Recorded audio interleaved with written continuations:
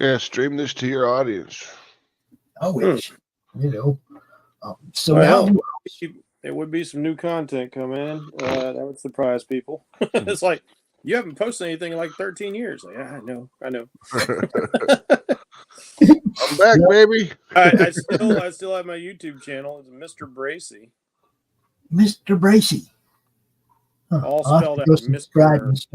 I'll go subscribe and start liking all your 13-year-olds. Yeah, you'll find some fun horror movies I made on there, horror film shorts. And this is back when I was working in a haunted attraction for about 8 years. I started posting up videos of me like recording, scaring people, and I got a night vision camera so I could post up some videos of me scaring the shit out of people inside. See, now you're supposed to have already told us all about that. We're not supposed to be finding out about that. I know, I'm terrible about that. I was just playing games with you guys, and like it's only recently, like Laurie's like, "You can draw?" I was like, "Yeah, pretty well actually." I didn't know you were an artist. Like, yeah. I kind of take for granted that everybody knows me, knows everything I can do. Come on, guys! Internet stalk me. Find out what I'm about. And this is why we do this. Okay, this is true. That's truly why we do this, is so that people that don't know who you are will catch you on one of our shows and find out. Oh, damn!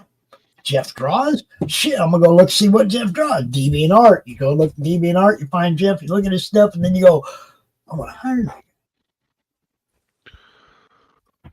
That's how we do it, guys.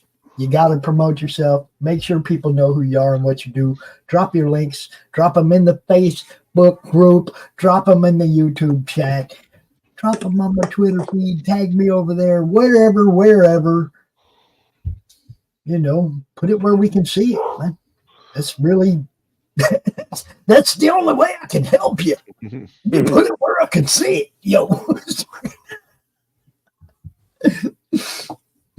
Now, there are people in the Madness Network that I did want to personally thank that aren't here. Look, you guys, everybody that's in the Madness, that's part of the network. Maybe I can't do this. Say what? Sorry, I was muttering to myself. I was like, oh, maybe I can do this. Well, go to a black, get my link.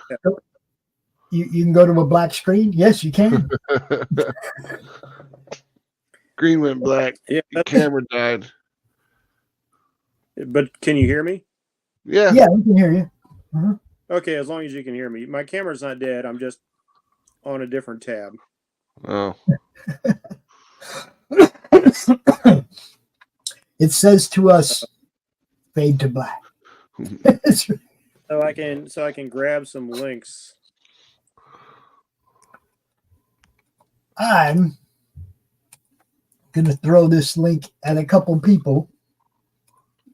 Yeah, where's Doc? I don't know. He'd be here.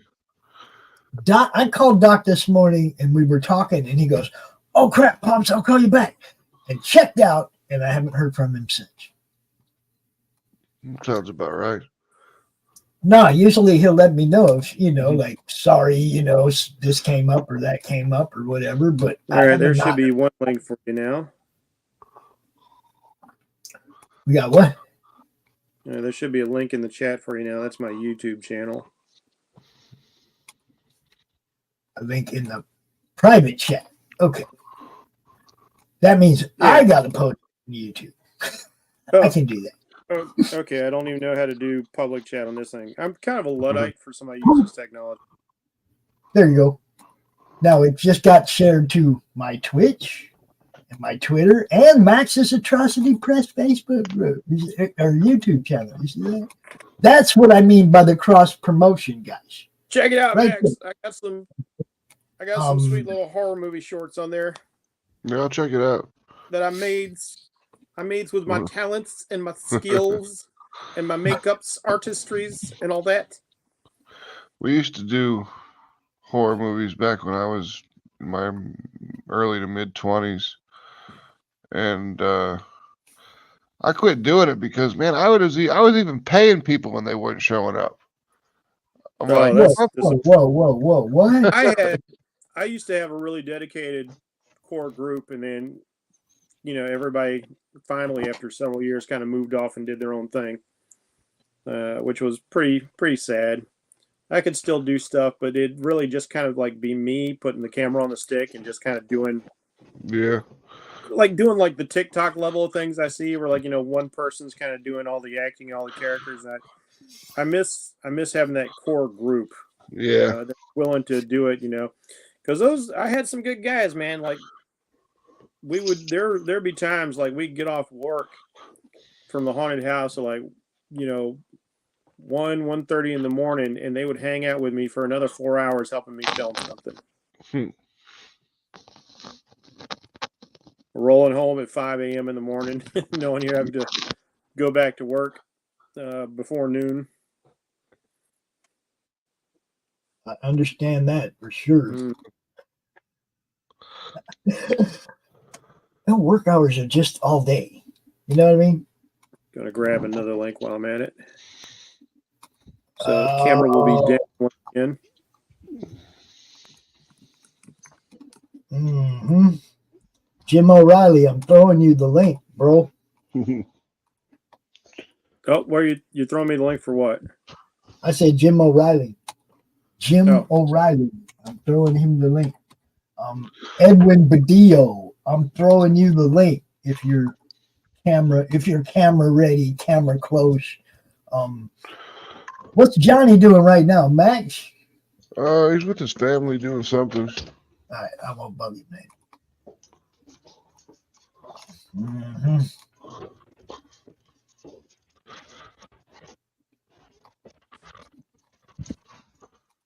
This other guy, this guy right here, this other friend of yours, I'm sending him a link too. Can you guess who?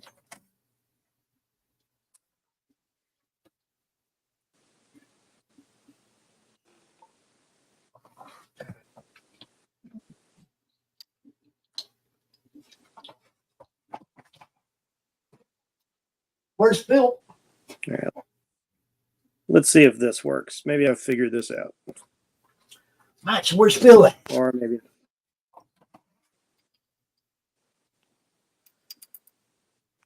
Did we lose Max? Right.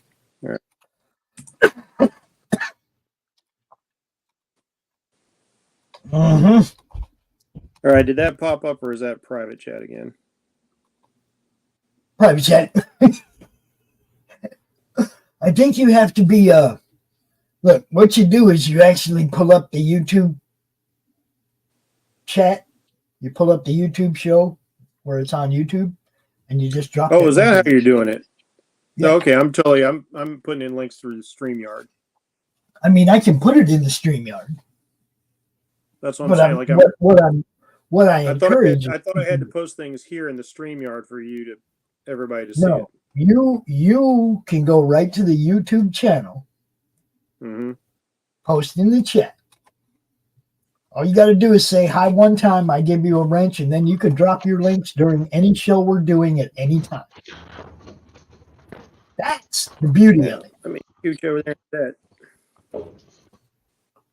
I mean, it doesn't matter what show is on, right? We could be doing the draw stream or the show offs or whatever, and you go, oh, damn, Pops is live. I'm going to drop my link in his chat. Because that's a different audience than my show, and they might click on it and go look at my stuff.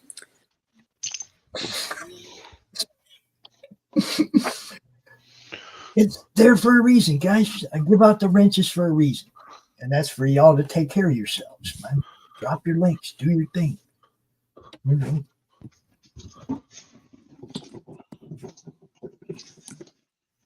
I mean, I wish that I could get a wrench in everybody else's channel so that I could go there and drop links, you know?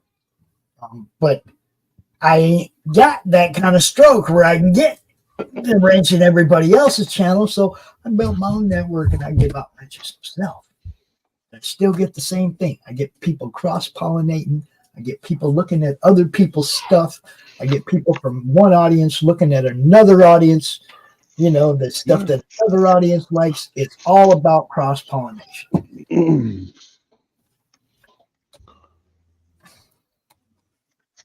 What's Phil doing, Max? Sleeping. Fucking wake up. Yeah. 8 o'clock. Hell is. Fucker's always asleep, man. Oh wait, I should have put the high first. All right, ladies and gentlemen. There you go. See, yeah, that's what you do, Mr. Bracey, right there. And now people can go find you on YouTube too. Ladies and gentlemen, the one, the only, the Mr. Edwin Artex Badillo. Oh yeah. What's up, brother? Yeah. Let me turn some lighting up in here because chilling. Max, have you met Edwin before? No. Dude, Wayback Machine right here. I know. He's done so much for the madness, and then like coloring for Manny. Him and Manny Soto. Man. First time using this laptop's camera. Dang, what you got there, man? Hold up. What the heck is that? Almost looks like Syl from Species. Yep. This is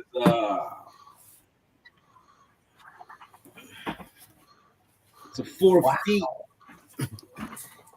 That's badass. Yeah, it is.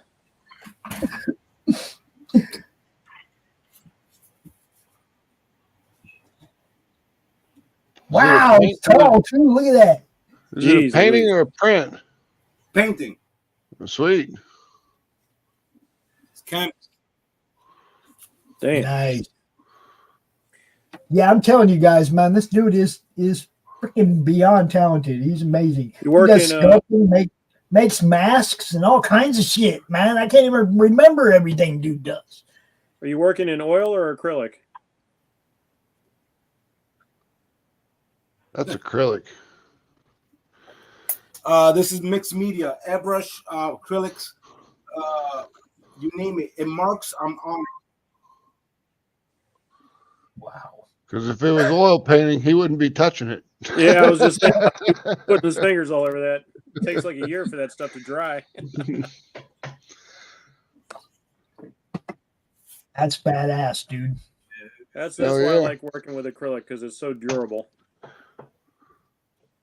But yeah, you see the masks up on the shelf behind him and stuff. He makes all that stuff, dude. Oh, Nice. He's Do you have a? Do you sculpt them or do you have a? Yeah, I sculpt as well. I was just wondering if you had the I have pull. This The is mask pull. one of the minions from the movie The Gate. Yep. Oh yeah, nice. Those little dudes freaked me out when I was younger. Like when that zombie comes out of the wall and he falls over and he just busts into a whole bunch of those little assholes. I'm going to show you what I'm going to love. Man, it's good having dude out. I ain't talked to dude in a while. He's always got man. Every time he's on the show, he's like, look at this. Check this out. And it's always badass. Every time this dude's cool. Uh-oh.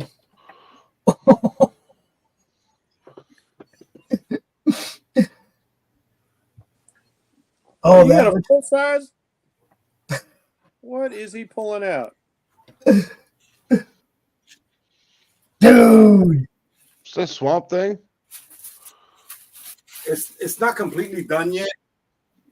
So he looks like the Swamp Thing at the moment. No, that's Vecna. Yes. Okay. From Stranger Things. The Stranger Things version of Vecna. That was I'm not sick a big makeup on that show. I wasn't a big Stranger Things person. I watched the first season of it, and that was it. Well, I'm just like the dude. That looks badass. Yeah. yeah, I've seen other stories from the guy from Stranger Things, which were better. Dude. To be fair, like every season of Stranger Things could legitimately be the last season of Stranger Things. The stories are very complete in that fashion. Well, they did it on purpose that way in case they didn't make any more. It had a A conclusion. definitive ending every year. Yeah. Mhm. Yeah, and that's a good idea because I remember like Joss Whedon in an interview talking about like when you're writing a series, you just never know. He was always very up on like writing a definitive ending for each season of Buffy because he never knew when the plug was going to get pulled on him. Yeah, Right. it's like when you remember the show My Name Is Earl. Yeah. They ended that shit on a cliffhanger, and then they never brought it back. Like, give us at least like a TV movie so like we can wrap it up. Yeah. That's why I was glad Whedon was able I'm to getting get a major feedback. Yeah, I was really glad Whedon was able to get Firefly or Serenity made to like kind of wrap up Firefly. Mm-hmm. Yeah. That's You have nice. your hold up, Edwin. Do you still have your Facebook open? Sure. Yeah. Yeah. Kill that, and then you won't get that feedback no more. That's the issue. Mute it, or kill it. One or the other. You know. What kind of molds do you make? Are you making like a fiberglass, stone mold, or silicone mold? Stone. At the That's moment, hardcore. stone. That's the easiest for me at the moment because it's not easy. those molds are not easy. Yeah. One screw up, that's it. It's done. It's over. So you got to get that right the first time, you know. But I've done a few masks. I learned, you know, as I grew, because you know the internet wasn't available at that time. So we were getting like information from like Fangoria, Starlog. It's called. Was it Starlog? Starlog. Starlog. Yep, Fangoria. So little tidbits every now and then they'll hit you off. You know, Tom Savini put out a few books that were very helpful. Ben Fatale's that magazine was great. Monsters of Hollywood. Oh, Monsters of Filmland. Yeah, that's what it was.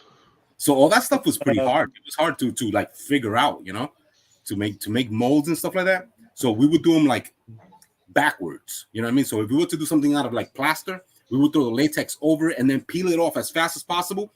Oh, okay. So it'd be a reverse, you know what I'm saying? But it wouldn't. They wouldn't last as well. They get eaten It's up. interesting when Brick in the Yard started getting into this. I noticed they started basically doing that sort of method with their silicone, right? Making quick down and dirty silicone stuff, and they basically sculpt, goop a whole bunch of silicone over it, and then pull it off. Yeah. So, my buddy, it could not have been the most comfortable wear though, because it's not made for somebody's face on the inside. You know, it's all kind of goopy and lumpy and weird. Right. But it looked good on the outside. My buddy, he's been into making masks for 30, 40 years now. And he's got one of the original molds for the Captain Kirk mask. Oh, nice. That they used for Halloween. Yeah. Yeah, that's beautiful. He's got one of the original molds of that, and he molds them out, and then he paints them up and makes them look like he does all the hair, and Michael Myers them up and sells them for like $1,000 a piece. You know, is he punching his own air? Yeah. Woo!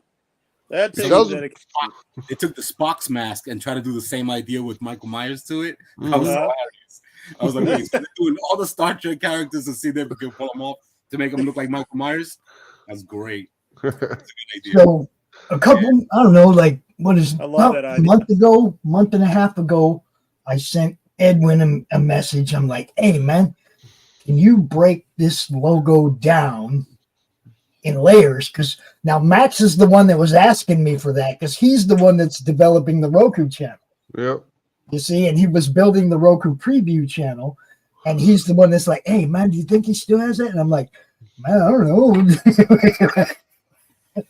I don't know how. I needed it broke down into layers so I could pull off the elements from the logos and make it work. This little box right here. It's got it all. Yeah. Love it. That's awesome. Yeah, but it was like, you know, I don't know. I'll send him a message, see what you do. And sure enough, man, he's like, right up. You know, it's See, like, I knew it. Like any serious commercial artist who's doing digital art, keep it. Have that. Like you got all your stuff saved, all your PSDs, all your PNGs, and all your flatted artwork saved. Well, technology. Max knows what happened to me. I had it all in my email, right? And then Outlook locked me out of my email. Remember those little SD cards? Yep. Oh, that's the worst. Well, they're gone. They disappeared. They're in the Oh land. man, I remember when I was saving my artwork on floppies, dude. Yep. Oh, Lord. 5 1/4 or 8-inch. You're like, I lost it. Completely lost it. It's all gone. My ASCII art on the 8-inch. Magnet landed on it and wiped it. No. Oh no. Oh my, that was the easiest cleanup. Like, it's done. It's a brand new disc. Terrible. Now hard drives and all that stuff is the best. The cloud. Oh my God. You know what? I didn't even know I had a computer in the cloud. Everybody has a computer in the cloud. That's amazing. Oh man, I was such a dumbass about computers back in the day. I didn't know that a magnet could mess up your screen. Yeah. And I just got a magnet near my screen. It's like, oh look, it's making these cool colors. And I touched it on there, like, and I pulled off. It's like, oh, that's forever now. You know how I figured that out? There was one time I went to this old bar where they were playing video games and those little slot machines, the electronic ones. And this guy used to come with a magnet. He used to roll it on the side and he used to mess it up and he used to get some numbers stuck. So it used to hit every time, 7 sevens all the time. But he was messing in with the freaking magnet. Oh, that magnet thing is real. So Sam, send your link, Sam, if you want to come out. Sam? Come on out and run your mouth for a while. Warriors, come out and play. There you go. There you go. So I was I thinking, watched Jeff, that the other night because it's on ROKU. bringing out Rollmaster or MERP. That's a good movie. Dude, the Warriors is great. Look, the fight scene in the subway in the bathroom, Oh yeah. one of the best fight scenes in all of movies. Okay. That shit's fucking legit real. You know, I mean, dude's getting thrown against the wall into mirrors Well, through the that one stall guy gets doors. thrown right into the train. No CGI, no bullshit. Dude's actually getting thrown around, dude. It was Well, awesome. the crazy thing is, like, when they do the gag where they throw the guy onto the subway, I'm like sitting there going like, how they do that without killing that dude? Because it looks real, man. You know, It's like when you watch I Mad first seen Max the movie- 2, when you watch Mad Max 2, and one of the bikers hits something that trips up his bike, and his bike catapults him. This guy goes ass over tea kettle through the air at a good like 30 miles an hour, and he just flies all the way across the screen. I'm like, so how'd they catch that guy? You know, is there like I think a that's circus no. verdict? And in Mad Max movies, they were well known for videotaping people getting very, very hurt. Yeah. And just accepting it because And I was wondering about that dude because like that was a hell of a stunt. And I was like, They probably had cords on him, though. Go down? You know. They Like, probably I had think cords on him. it's probably a Set. mistake, and they just kept it in there. It's like you're going to hit this thing here. The bike's going to flip like this, and you're going to go ass over tea kettle through the air at about 30 miles an hour for about 100 yards. And there's a net over there. You 100 better hit meters. it. 100 meters. What else, right? It'll be net over there. fine. We've got this Sheila with really big tits over here to catch you. It'll be the perfect landing. If you miss, it's your fault. Aim for the tits. Sugar tits, you ready? Yeah. Stunt guy, you ready? All right. Let's roll camera. Go. But there are so many scenes in The Warriors that could be made into great gifts that haven't. It's like, you know, they got all the main ones, you know, the can you dig it? And, you know, but man, there are some great lines in that movie that, you know, they just like ignored. I watched Red Dawn the other day. I watched the newer one recently. That one was terrible. Yeah, I was like, eh. That movie's not good. But the original Red Dawn, that Yeah. movie's great. And, you know, like you think about like the balls we had in Hollywood back then, just America in general. Like, all right, like we got Cold War going on with Russia, so we're going to make the Russians the enemy. We don't give a shit. Russia. Everyone was the enemy in that movie almost. Yeah. Well, here's what I mean, they had the Russians, the Cubans, and all the South American armies were coming up. Like the communist bloc, but it was mainly the Russians. So what we get with the new Red Dawn, they were going to make it China, and China says like, hey, you know we're a big market, right? And they digitally take all that out and make it North Korea instead. Like North Korea would ever invade U.S. soil. Yeah. Come on. Yeah. They didn't have the. So that's like. Our National Guard would kick their ass. Yeah, and the next the remake of it, the whole North Korea thing was silly. Yeah, I mean the original Red Dawn and having it to where it was like the Mexican military, all the military from Central America and South America were come up they came up through the South. The Russians came in through Alaska and then moved through Canada. And then they had the Cubans. The Cubans did all this other stuff with they faked the plane landings and stuff, or the plane, the charters. It actually made sense. Yeah. Yeah, there was a consistent internal logic to the story they were telling. Yeah, at least internally to the story. Mm-hmm. I mean, it still might be way the fuck out there and never going to happen. But yeah. I mean, that's even if it's like all those guys that had like there's like these are like country bumpkin type people who live in this tiny town, and all these military guys are shooting at everybody and they're just running away. I'm like, no, these guys would be running into their house and grabbing their 30-06s and coming outside and smoking these fools. They are in the middle of some hunting country. You know those boys are armed. When I was in high school back then, we used to have kids like drive their trucks to school with a gun rack and gun rack. We had a class that was hunting and fishing class, and they would actually bring their guns into school. Okay, I got something to show Edwin. I don't know if you've seen this or not, Edwin, but I got to show it to you. Check this out, buddy. Check this out. Wow! Oh, look at that! Incredible! That looks amazing. That is beautiful. And it's black light. Oh, wow! Where's that printed on? It's a tapestry. Tapestry. Oh, that is sweet. This is Edwin's art, by the way, yo. Guys. Yeah, digging it. Look at that. Cool. It's so shiny. It looks like it's printed on silk. Now the deal was we had these on the campaign for the Cromniverse, right? Mm-hmm. And I'm gonna put them on the campaign again when we do the ROKU again, because now I have one I can show you now. Yeah. You see what I'm saying? So we're going to add that as well. To add these on for just a little bit more than they cost, so that the campaign's actually getting something. But yeah, dude, this is badass. I ain't gonna lie, this is my favorite piece of art that Edwin has done of Crom.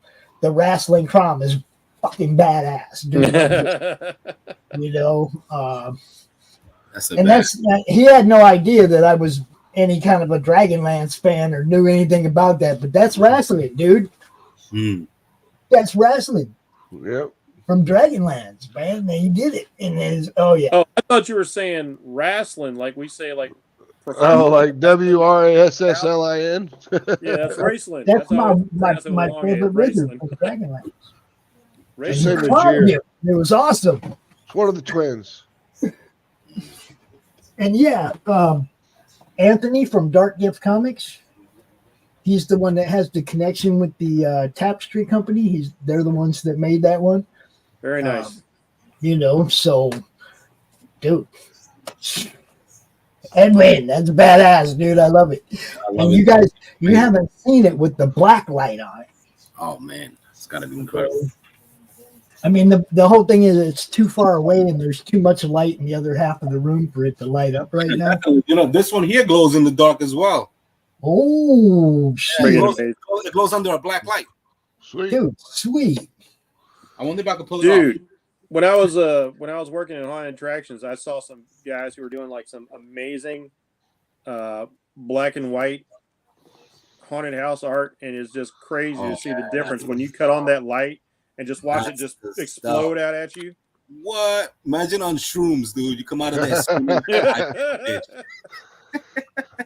I went to a haunted house on acid once. Wow, that must have been crazy. You must have slept and had nightmares for weeks. It was pretty fun. It's like coming. It's like it actually like it really didn't scare me at all. No, it's because like everybody like they jump out and they'd be like, "Rah!" I'd be like, "What's up, dude? How you doing? You really enjoying your job? This is fucking great." The only thing that got me was they had one of those spinning tunnels. Oh, you have to move through that shit, and I was all like, "Wee!"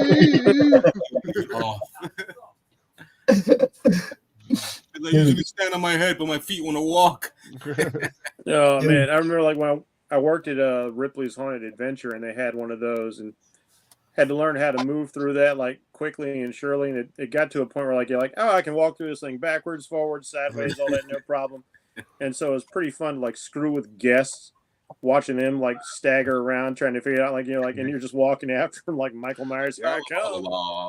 My buddy Rob, that was the DJ at Z-Rock where I was his sidekick. Okay, he did a haunted house thing for charity, and he was Dracula, and he was in the coffin for 3 days. Oh my god! For 3 days, he was in the coffin. Okay, just getting out for piss break, and you eat something, get back in the coffin. He taught himself to play harmonica over those 3 days. Because he's in the car, he's just like, why is Dracula's coffin singing the blues over here? Yes, it was great, dude. And you go up to the coffin, and all you hear is, I think if I was laid down in a coffin for like all those hours a day, I'd be afraid I'd fall asleep in that thing.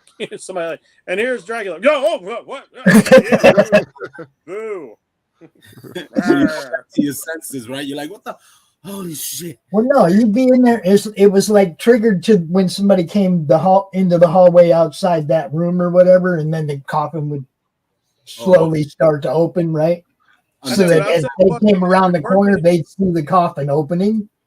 Well, from working in a haunted house, I can tell you, because there's gaps in between patronage, and like you're sitting there in the dark waiting, and if you're in like kind of a relaxed position as your position, you can fall asleep on the job. Oh yeah, that's what he said. It's like he sometimes he'd fall asleep, but then when the coffin would start to open, that would wake him up, right? So it was like he knew somebody was coming, even when during those gaps and shit. But most of the time, like during the peak hours, that shit was just open. Screams going on, so like you couldn't necessarily hear people were coming until they were right up on you. Yeah, like I always thought it was funny because like if you listen real close, you could always hear the radio. They're like, "Here they come, they're coming." You're like, "All right, someone's gonna jump out and go booga booga." we had one of the haunted houses here. We didn't use radios like that. People had. Yeah, one of the haunted houses here is the Edgar Allan Poe Museum Macabre, and it's awesome because they have like all these different Edgar Allan Poe rooms that are just based on of different stories. Nice. So like you can go in and see like the Murder at Rue Morgue, and then the Telltale Heart. Nice, Max. I want you to stay right.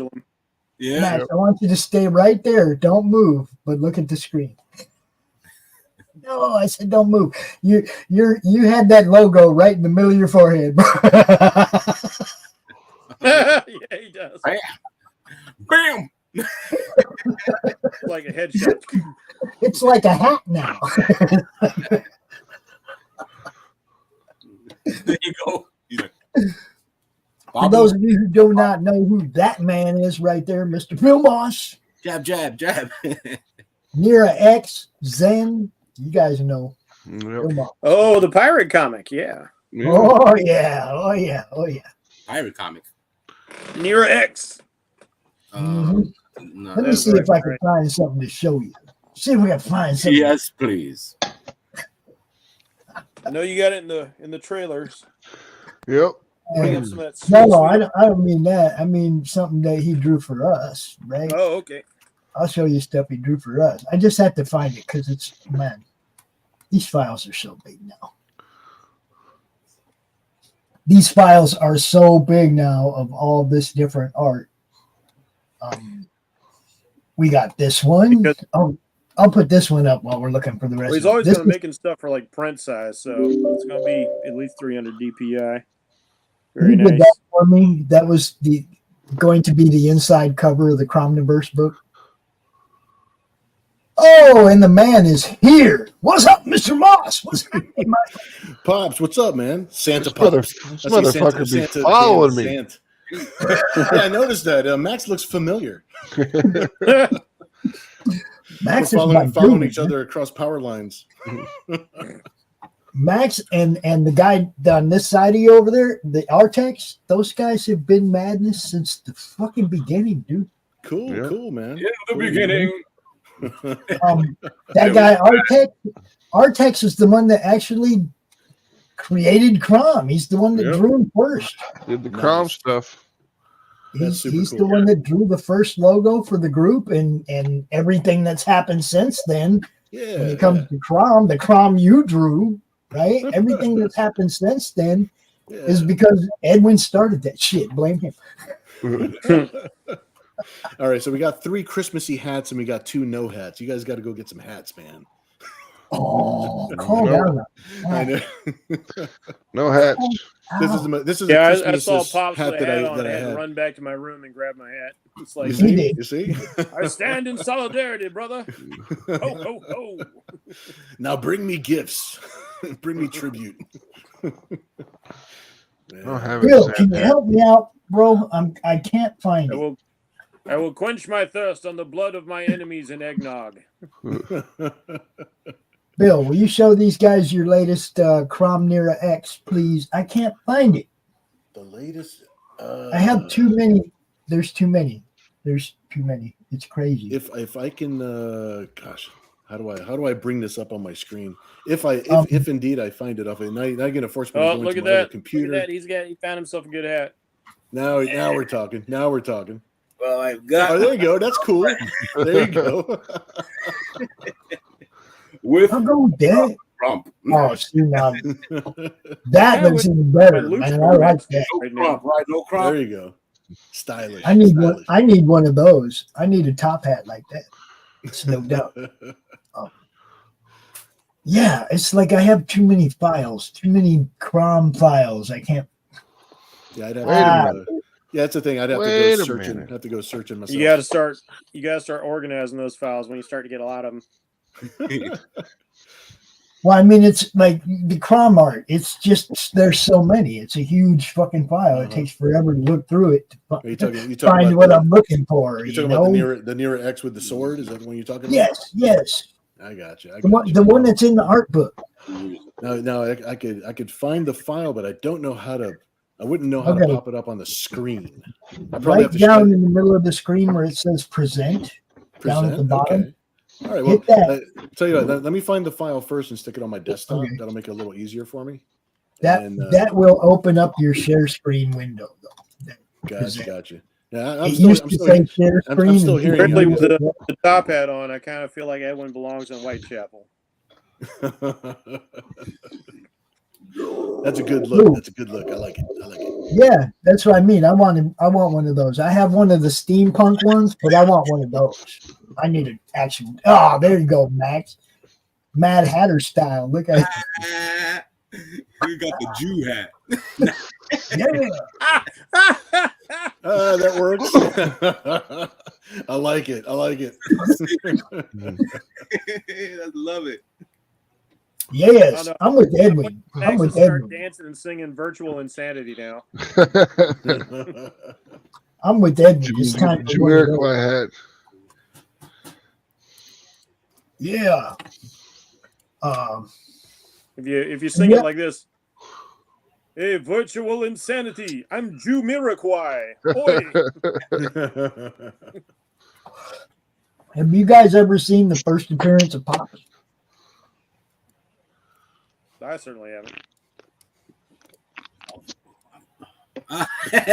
No, there he is. That is in that book right there. Very You wanna intently as she's jogging by. Yeah. Here's the present from my dad for Christmas. Holy shit. Marvelous. Holy cow. What? Ooh. Where and how did he find that? And that looks like it's in superb condition. Did you say it's for your dad or from your dad? It's for my dad. Yeah. Max found it for his dad. That's fucking Okay. Like that's not a reprint. That's the real deal. Yeah. Wow, that looks like The reprints, you can tell they're reprints because they got like borders around them. And some of them actually have the price like $3.95 or whatever. Like, you know, goddamn well, that wasn't what it was when it came out. And it looks pristine. yes, it does. Because it's white. Dude, you gotta get that slab. Yeah, it's up to my dad if he wants to slab it or not. His dad's probably like me. No, hell no, I ain't gonna slap it. My dad's gonna just tear it open and read that motherfucker, and I'm gonna have to smack him across the face.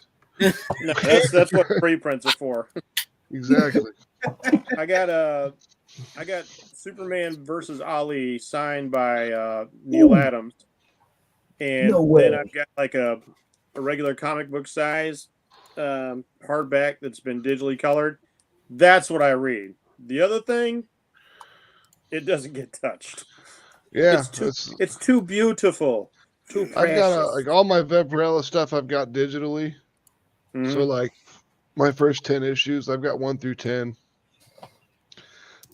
And I got the 72 annual, and I got some other stuff, like just random books here and there. But I've got the ones that are worth money. Arthur Adams, did he draw any? What numbers did he draw, Arthur Adams, for Fantastic Four? Did he? I think he did a couple.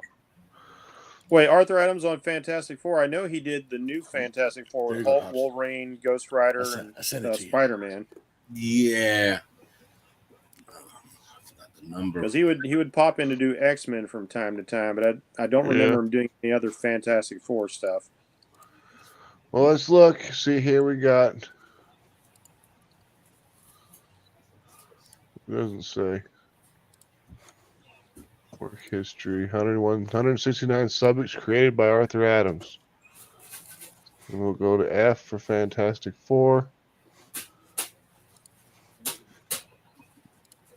It says Fantastic Four, Earth 806122.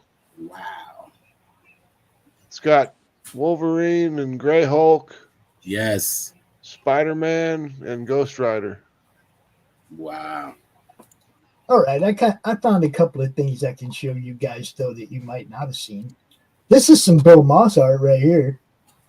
That's nice. Oh, look at that. Yeah, I sent you. Nice. I sent it to your Facebook Messenger. Cool. Pops. Yeah. Cool. Because I couldn't figure out how to share the screen. You know, like if I put it on my desktop and I threw it into the browser. I always like to see some sweet monsters. I just can't figure out where I stashed it in my computer, but now I'll know. I'll have it now. So yeah, let's see. What was I going to show you? I was going to show you. First I want to show Edwin this. Check this out, Edwin. That's what it looks like under black light, bro. Wow. Yeah, that looks crazy. Yeah, I love it. That green just pops, dude, and the lightning pops. Put that back up a second, Pops. I want to kill my lights to get a better look at that. Ooh. With no glare on my screen. So the one hand's got the glow and the other hand doesn't. Oh, dude, it's just Yeah, I think I got that image you were looking for shared up on the thing, but I think you have to add it to the. Of course. Oh yeah, there it is. Boom, there it is. No, found it.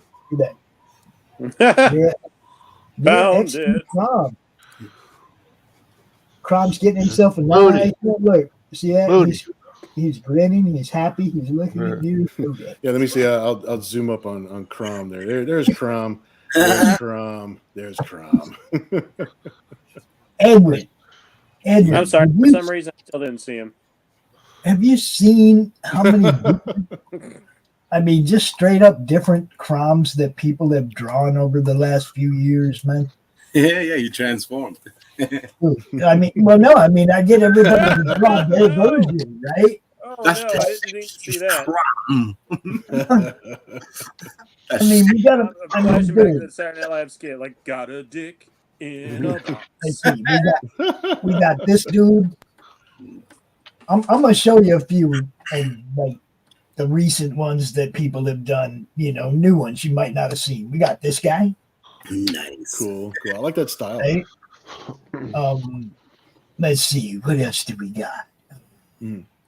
See, Oh. now I'm kind of wanting to draw Crom like a D&D troll. We got heavy metal Kron. He looks like Heihachi Mishima from Right? Tekken. Exactly. That's what I thought at first. Now I want to draw like a Lobo version of Crom. I'm like, Yes, he's dude, like there's- Kazuya. Let's see, what else? Bunch of We got? bullet Oh, holes in Lobo his Crom chest. would be cool. We got Bill and Ted Kron. Wow. That That's works so perfect. well. Aquaman. Aquaman's I left in the think boot. George Carlin is like freaking out right there. That's Aquaman is like and what else? That's a good one. Well, I'm sure you've seen this one because Manny did this one. But one time he was like, "Hey, man, do you want a creepier crime?" And I was like, "Sure, draw whatever you want, man." You See, know, now he really looks like he's looking at Nira's ass. Oh yeah. Yeah, I think I'm going to draw you a Lobo Crom, Pops. I don't know, man. You got it in my head now. let's see. We got the Daphne Lage crumb. Mm-hmm. Take that one out, Edwin. There's Daphne did Like that that one. Pops approved. Yeah, Look at that nose. The size of a baby's fist. so many different ones. The Lee Reese. I love the classic Lee Reese too. Yeah. I like that Crom could take on lots of different forms and styles and stuff like that. Well, that was the whole thing. It's like that was the whole thing. Everybody's like, "Well, what send me reference art." And what I would do is I would send them reference art, lots of it. Right. I would send them 10 different people's interpretation of him so that they would get the idea that there is no cookie cutter mold. Right. I want your interpretation of Crom, not my interpretation. Bill knows what I'm talking about. He's like, I ain't never told nobody nothing about what to draw for me. I'll give them a basic idea and let them run. I want their art. I don't, I'm not an art director. If you're going to get a piece of art from a specific person, you want their style. You want their yeah. It's like if you just want the exact same one, and you may as well. I think we were saying that before in another another thing. It's like taking a picture if you want just the exact same thing. This is also a Lee Reese Crom right here, dude. Look at the reflection in the globe above him and shit. Yeah, that's just, there's it's like to me it's supposed to be like a cartoony character, but some people have really gone balls out with it, and it's awesome, right? No, I've got a pretty sick idea I want to do now. See, you got the creativity going now. See, well, and then there's Doc, Doc's version, and Doc's version is awesome. When we get that ash can out where people can see it, you guys are gonna love that because Doc killed it. That style that he drew Crom in reminds me of kind of a Phil Foglio from back in the day of D&D. Let me see. Hold up. There's more. We got. But wait, there's more. Now, how much would you pay? Doing the Conan, look at that. Honoring Frazetta. Do you still have the ones in he has the multiple Croms in the little bubbles? Oh, yes. Yeah. Well, I mean, I got a ton of them that Edwin did. I ain't even got to there yet. Like this is, dude, you guys.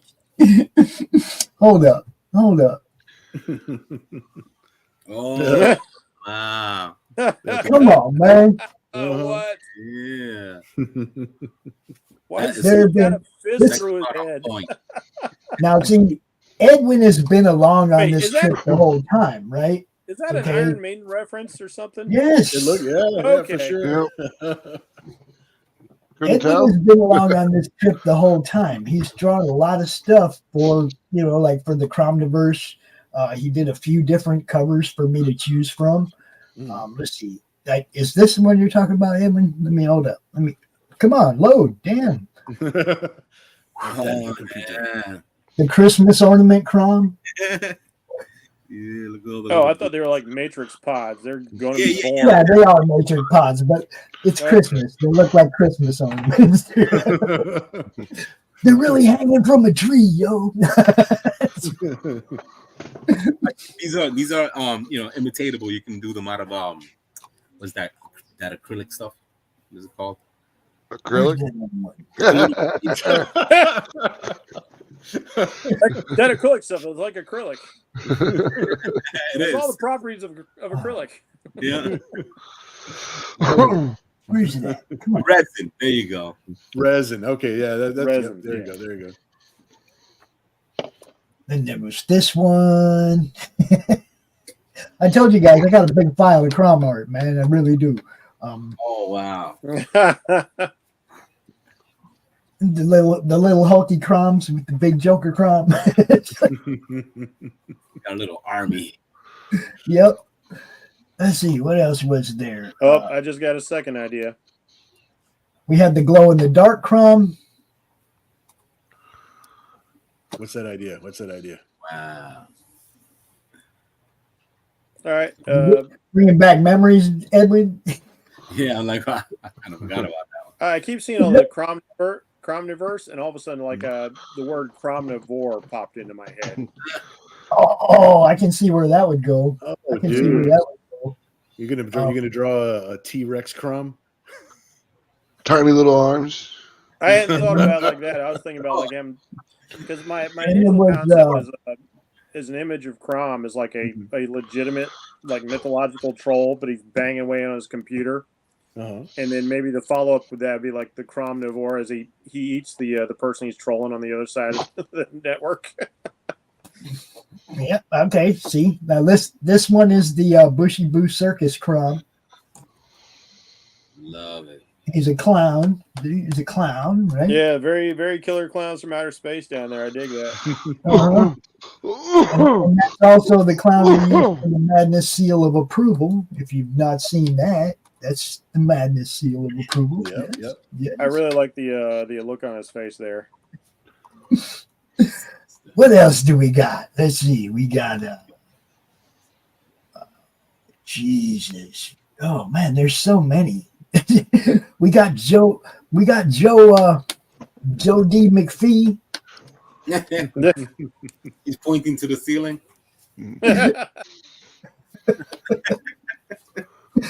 This is all because of you, Edwin. All this stuff, man. The Bernie Crom. The Crom Center. The Bernie Sanders. That's Crom. perfect. He caught them hands. Perfect. What else do we got? Let's see. This one is from Chris Devill. Wow, I love it. Did that one? Yeah, it has so much like that. Fantastic. Got like that kind of Bond villain kind of vibe going. Yeah. In his evil lair.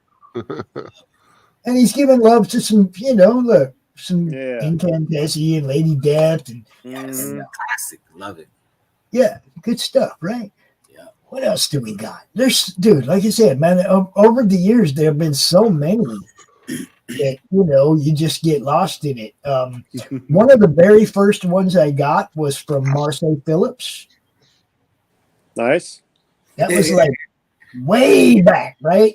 Creepy. Like, I like how he decided to put like spotted wallpaper in the background. That's she's awesome. She's drawn quite a few things for me, actually. Nice. That was a girl? Yeah. Wow. Marseille. Boy. Let me see. What else did we got? Who did this one? there is Hey, no man. gatekeeping in the Madness Network. Yeah, Manny. That's Manny. Yeah, Nice. Manny did that one. You will. He's like about to scratch his nuts in a minute. He's like, King yeah. Crown. And a crown rested upon his troubled brow. This is from the Let me Doc take you Blalock back to the Ashcan. days of high adventure. This one's from the Doc Blalock Ashcan. Oh, that's Crom's messing with a witch, and you don't know it. I don't think he would care. Yeah. Like, I'll Dude, take my chance. nice kneecap you got there. It's hilarious, guys. Christian, what's up? Christian's the one that drew the heavy metal Crom. Nice. Right? I'm just showing stuff off, dude. It's Christmas. I can do whatever I want. That's I right. can do whatever I want. One of my favorites that Manny did. Oh yeah, Mhm. pointing to the ceiling again. He's outside, right? I He's don't got a know. habit of pointing up there. He's all about drywall. Let's see. What else do we Because got? nobody's Crom. changed the batteries in the smoke alarm. Crom's secondary fucking side hustle is a roofer. Delicioso. Oh, Oh, Doc did that one. That's Doc Blalock right there. I don't know why the suggestion of that just grosses me out so much.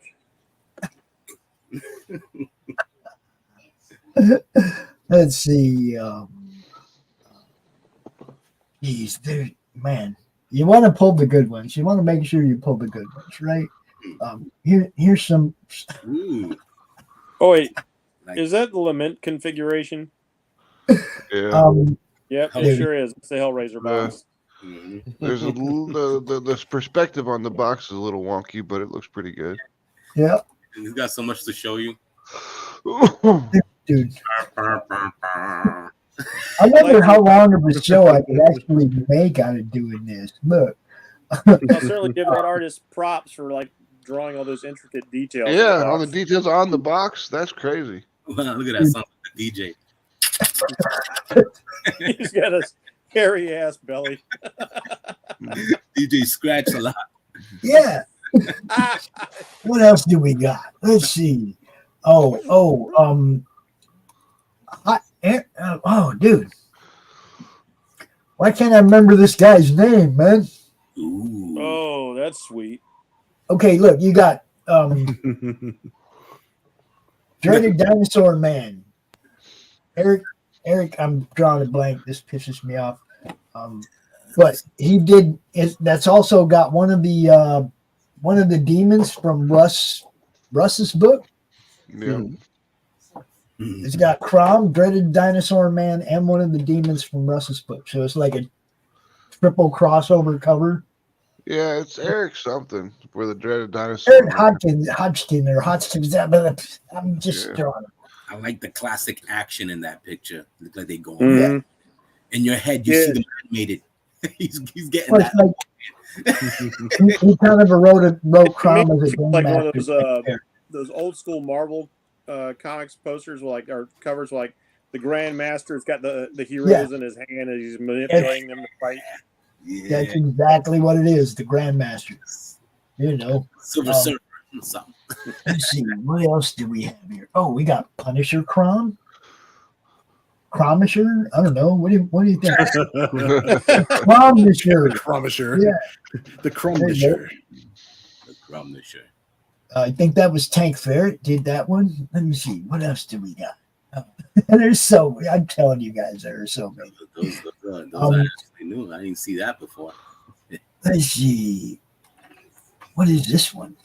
Oh, the Dank Dealer. Don't forget the Dank Dealer. The Dank Dealer. What is Oh. that thing hanging in the bottom? It's like a roach. What is that?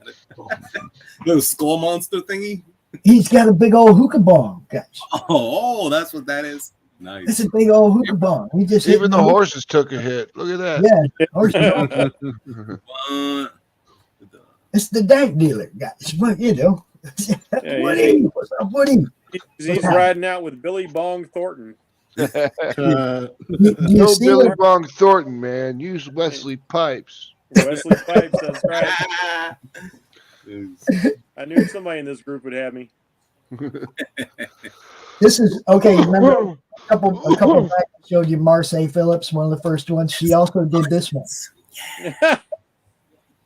Nice. Crom attacks. He rips his head off. He's, trying to rip the fucking Martian's head off. It's like,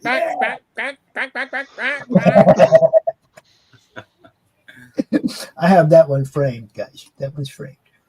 What else? Jeez, there's so many.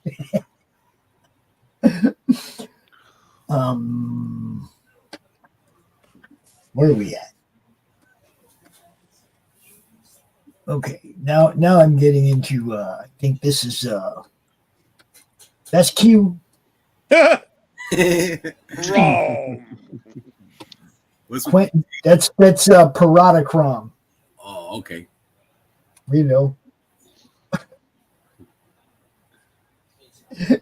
Any blue hair? I mean, if that was like in black and white, you'd almost feel like that was like Wolverine. What old man Logan should really look like. Right. Where's my turkey pot pie? Well, hey, Pops. Thanks for letting me hang out with you guys for a little while. I actually have to head out here in a couple seconds. Dude, tell everybody. The timing worked out really good. I saw you online, and I was just like, dude, I got to say hi real quick, especially it's right before Christmas. Dude, Nice. It's always good to see you, Bill. Man. How's Kat? How's the fam? What's up? Oh, everything's good. Actually, Kat's doing real good. I'm tracking her. I got her tagged in Wade. She's at Busch Gardens with a boyfriend right now, so I got her. I'm watching her movements on GPS. She likes to make sure that it's like I know that she's safe. If I see the little dot moving, I'm just like, oh, okay, everything's fine. Everything's good. We just at the park. It's fine. Dude, it's always good to see you. Is that life Weirdly cycle flashing or back to this Family Family Guy episode 365? where like a bunch of Asians. Oh, look at that! Whoa. Oh, That's good shit. dude. Is that There's a so many latex? awesomely talented people in the madness, yo. I'm telling you, dude. It's amazing. Bill, thanks so much for coming out and spending a little bit of your Christmas with us. I know most people are probably going to be busy over the next couple days, so I wanted to come out. For sure. Yeah. That's why I wanted to pop in real quick because I'm just like, all right, the timing actually works out because it's like 1 out of 12 times, I can actually pop in. Aren't you supposed to do a show here in a minute? Me? It's Friday. Don't you do a Friday and a Saturday show, or just? I do a Saturday. I do a Saturday Sunday show, but we're still going to do a Saturday show. And the Sunday show we're actually going to put off until the new month. What you do is you just play a replay. I might up a replay. But the Sunday show is actually not even. I mean, I host it, but it's technically not really my show. So it's something that I do for First Comics and for the Zen book as part of our promo. Too. Yeah, if no, I you guys appreciate it, dude. familiar, I'm glad that you come on and you check it out and you say hi and stuff. That means a lot. So I appreciate it. Sharing everybody's stuff is what we do, man.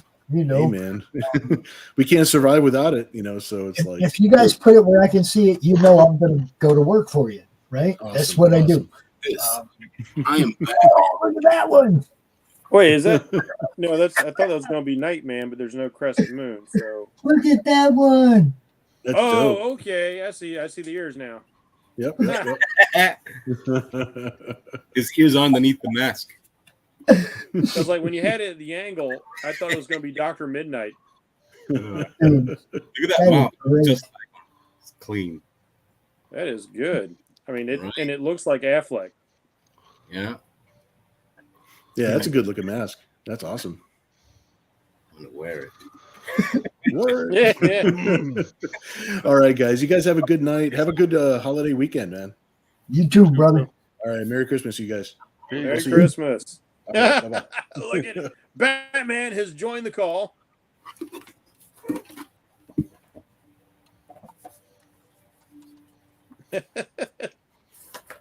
Crazy how good that looks.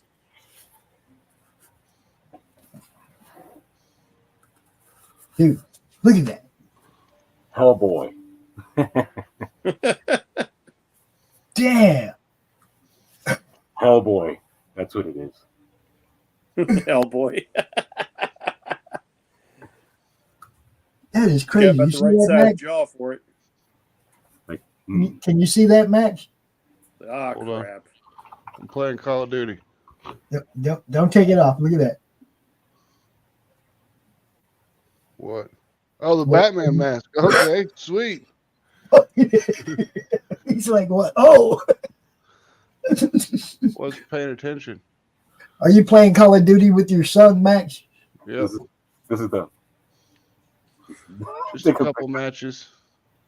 The Bat Thinker. That is awesome. That is a really good likeness. Yeah.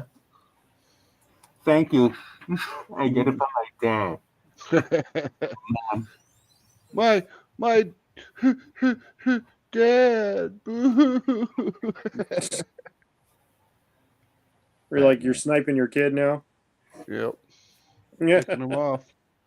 Someone's got to do it. I would were I in your shoes.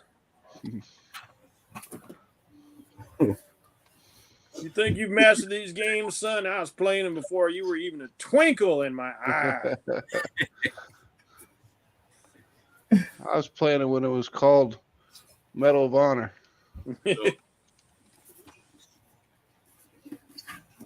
We had 32 bits on a thing called Atari.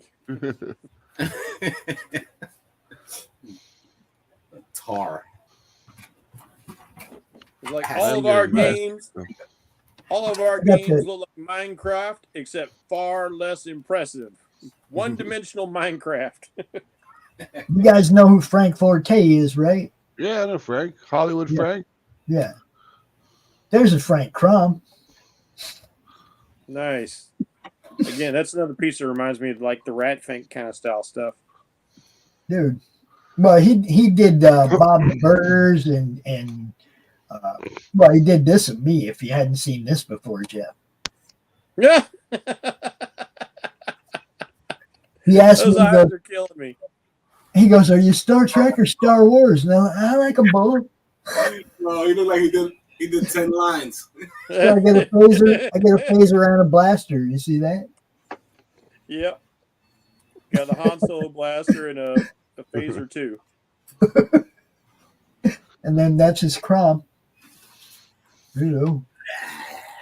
You got tons of Crom, man. Crom is Saying,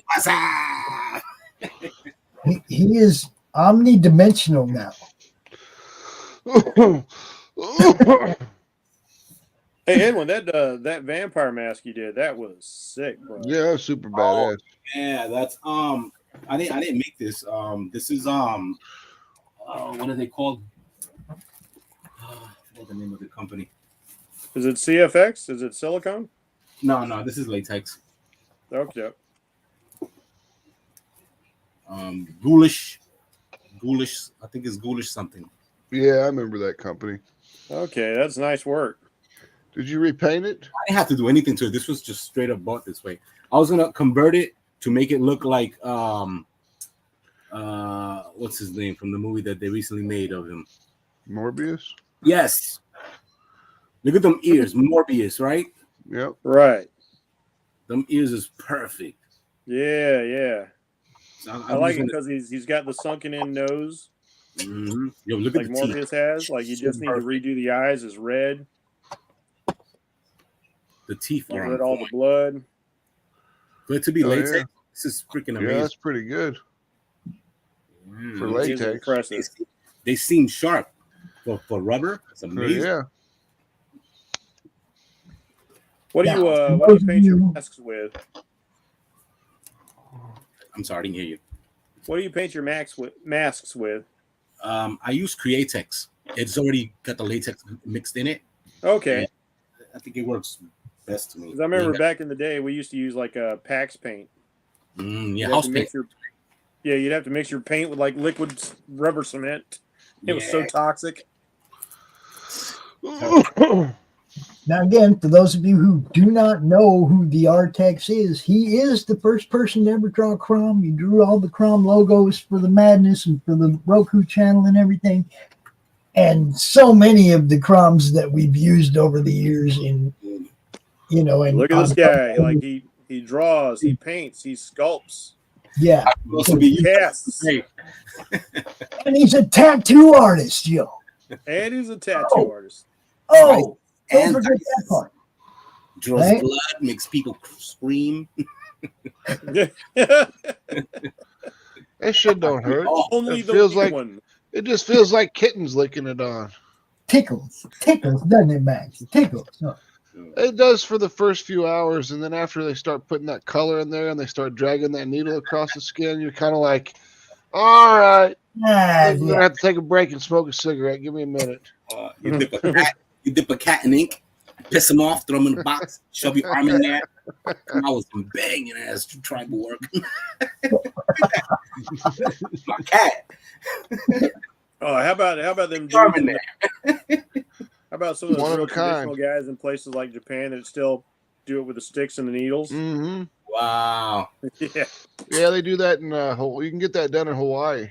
Well, that's the way it was first done. The Polynesian Indians was doing it like that. Like, yeah, go find something sharp. We're gonna burn it. We're gonna stick you with it. Like, wow. That's what about jail ink? What about jail ink? Shampoo and ashes, right? Shampoo and plastic ashes. Yeah, with the chest pieces, they burn it and they scrape the soot from it and they mix it into Head and Shoulders. Yep. I would not want to put that stuff in. Now hold up. All you needed was a Walkman and a guitar string. You were good. No, you missed the best part. In jail, you don't have none of that. It's the staple from a matchbook. Sharpened on the concrete on the floor. No, right? you could get a guitar string and a Walkman. Not in the jail I was at. Prison maybe, but not the jail. In prison, you could definitely get it. Prison, not jail. Lost it. Jail ain't the same. I mean, in prison, you can get ink and fucking make your own guns and everything, right? It's like, you know. Ding, ding, ding, ding. Correctional office coming out. Put everything away quick. No, one time. Oh, you gone. Let's go. One time. Ah! Yeah. Yeah, my buddy did a dime, and he was talking about making tattoo machines out of Walkmans and guitar strings, and he used to just make them for people and sold them for cigarettes. Yeah. Wow. Yeah. Hey. Crazy. It's ingenious. He's like, I knew how to do it. It was easy to make. My canteen was good, but I couldn't buy cigarettes because I was on a cessation program. So he found a way. Everybody finds a way in prison, bro. Everybody finds a way. Terrible. You have no imagination. You gotta do the peanut butter thing. Everybody's got a prison pocket. What is it? Pocket wallet? Some prison wallet. That's what that was in with the little kid, shoved that in his butt. That was amazing. That was disgusting. Slapping.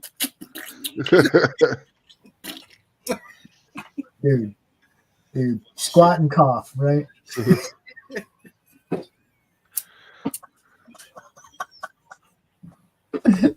Oh no! Somehow I found my way into the Urban Dictionary.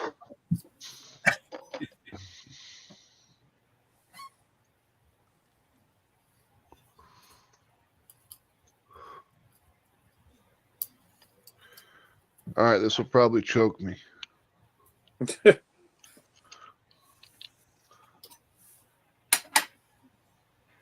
Yeah, but that do.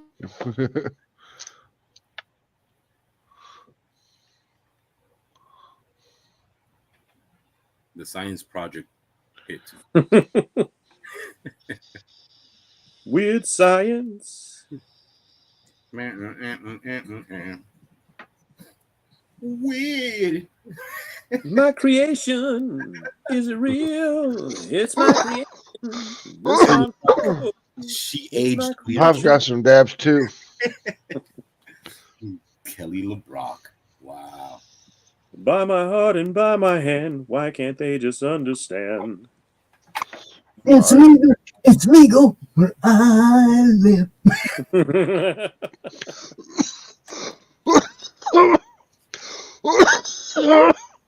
what's your address? So good. It hurts, but it feels so good. Dude, Max done turn red. Look at him.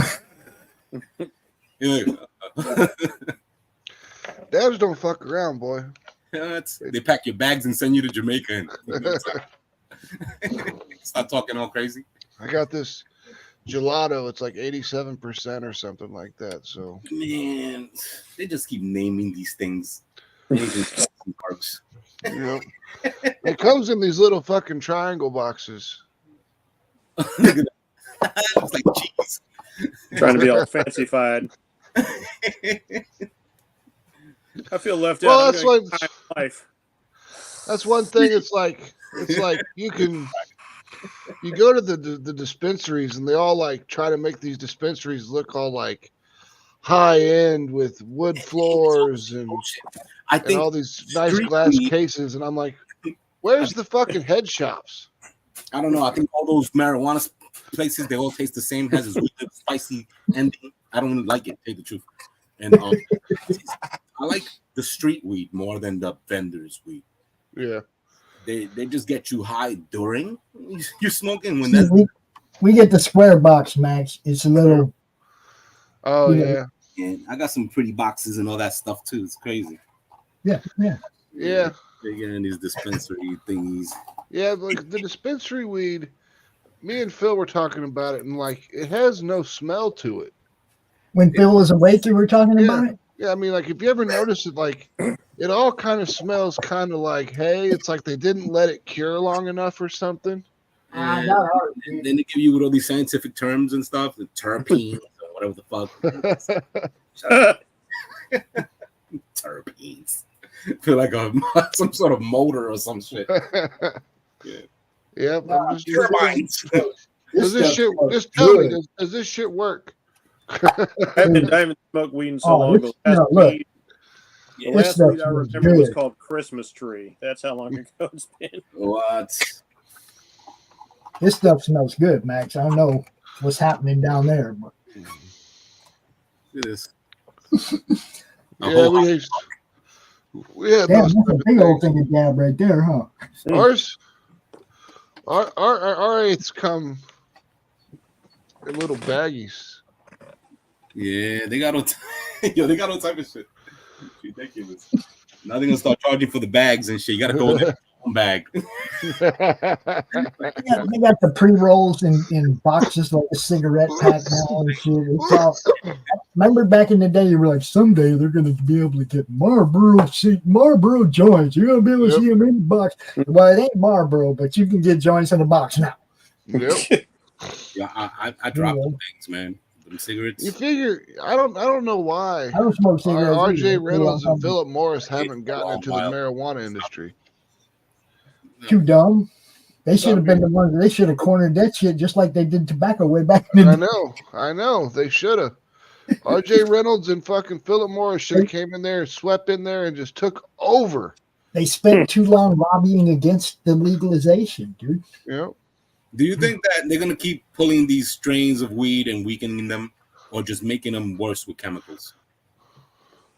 Well, I mean, the strands, they're pulling them too much. They keep on babies after babies after babies. How about both? Well, like the way they're grown here in Missouri, they're all clones. Right. So it's all good to go when it comes to that type of thing. They're all just clones. But how long can you stretch that clone? Or is it going to get weaker? Because it depends on how well you take care of it. Well, they usually keep a mother plant around. They keep a mother plant around in Pandora. And they crossbreed the shit too with other strains and whatnot, and they're always trying to make something new, you know. Yeah. Right. Yeah, they always. I mean, now there's so many different strains added into marijuana that it's not just like this stuff. Like, yeah, I don't mess with that stuff. Yeah, that stuff's. Like that stuff will kill me. It chokes me so fucking bad. Yeah. But This is that oil stuff. Yours is straight up dab, right? yeah. The first time I did it, it was like some sort of, I don't know, like a long ass booger. It was like a little booger's worth, and I hit it. And he said, "Yeah, like no, I'm weird." I held it like a freaking moron. And I was like, "Oh yeah, okay." Well, it kicked in, right? And I was like, "Okay." Then it continued to kick in. And you talk for about 10 minutes. Whoa! I had to sit down. My whole body started shouting. I was like, "Oh, this is too fucking much." I want to do this. I'm not even fun. I want to draw and enjoy myself. I was like, "Can I? I'm gonna go curl into a little ball and wait till the shit's over." The first time I took a dab, the next day I woke up, I was half high and half awake. I was like, this is not weed. This can't be weed. Not again. The first time I took a dab, I was like, I had to sit down, and I remember saying to everybody at the table, I was like, there's no reason for anybody to get this high this fast.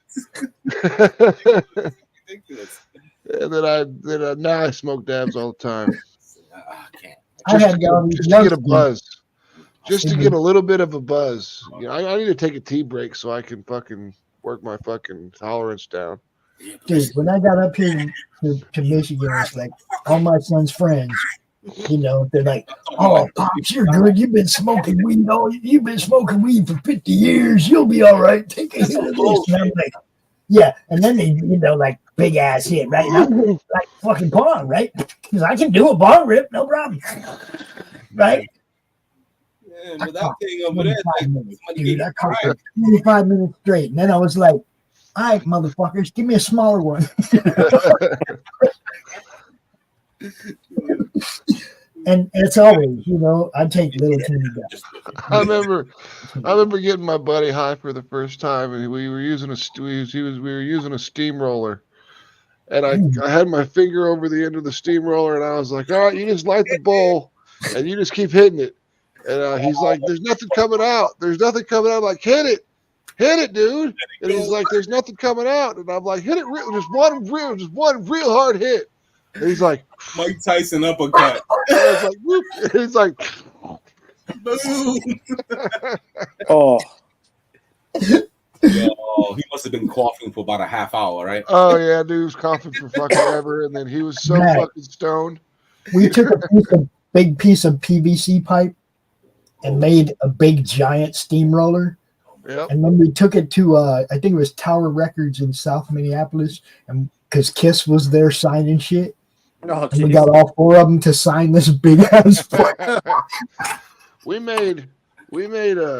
took some sink parts and put it on the top of a fucking Culligan water bottle, and put the water bottle inside the bathtub and cut the bottom off the bathtub, and made the biggest fucking gravity bong you've ever seen in your life. Dude, what about the swimming pool one, where you take the 5-gallon jug and you swim up underneath it? Yep. After they pull it up and fill it with smoke, then you swim up underneath it and put your head in it. Head in there and just sit there. Yep. You want to die? Do that. Oh shit! What the hell's this? Dude, that's a power hitter from back in the day. Yeah. That's old school. Like a drink. You pass it on. I don't know where to pass it to. Oh well. That's all right. I got it. More for you. I got it in spirit. I'm good. I'm there with you. More for you. Like I passed it in. See, he took a sip. He passed it to you. He grabbed it from the back. Good stuff. Good stuff. Oh. No, they're still smoking this thing.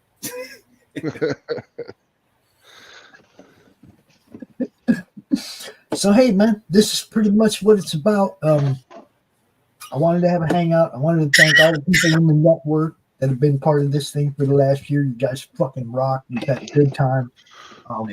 Hopefully 2024 is just gonna be bigger and better, right? So man, because they're trying to scare you with that damn Netflix movie. Let the roof. Wait, the one by the Obamas?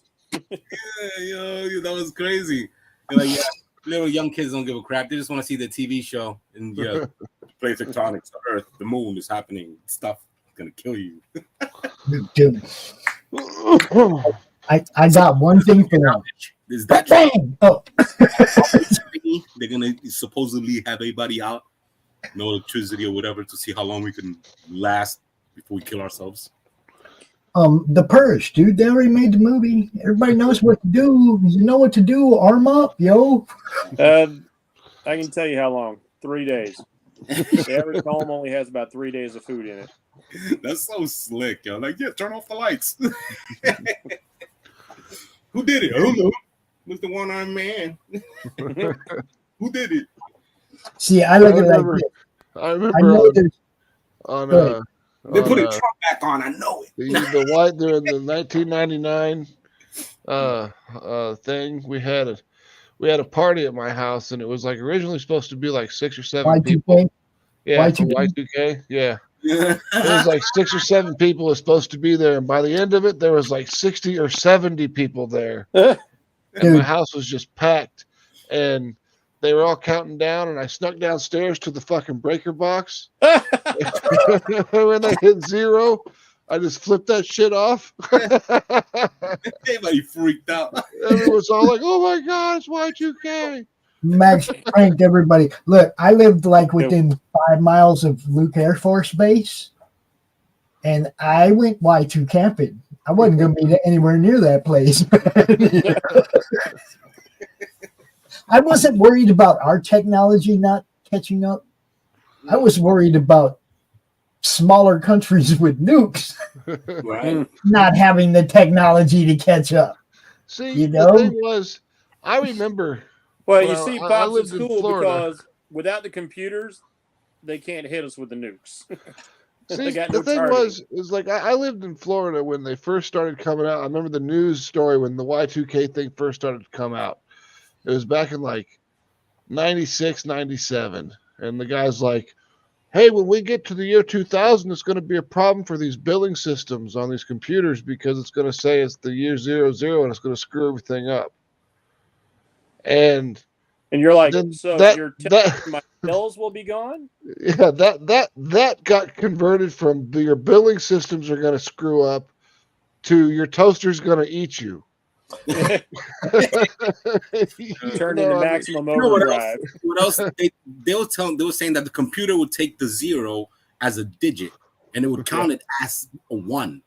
You know what I mean? So it was always a 1. It wasn't 0, 1. It was always 1. Yeah. The 0 started off as a digit. So it would confuse the computer.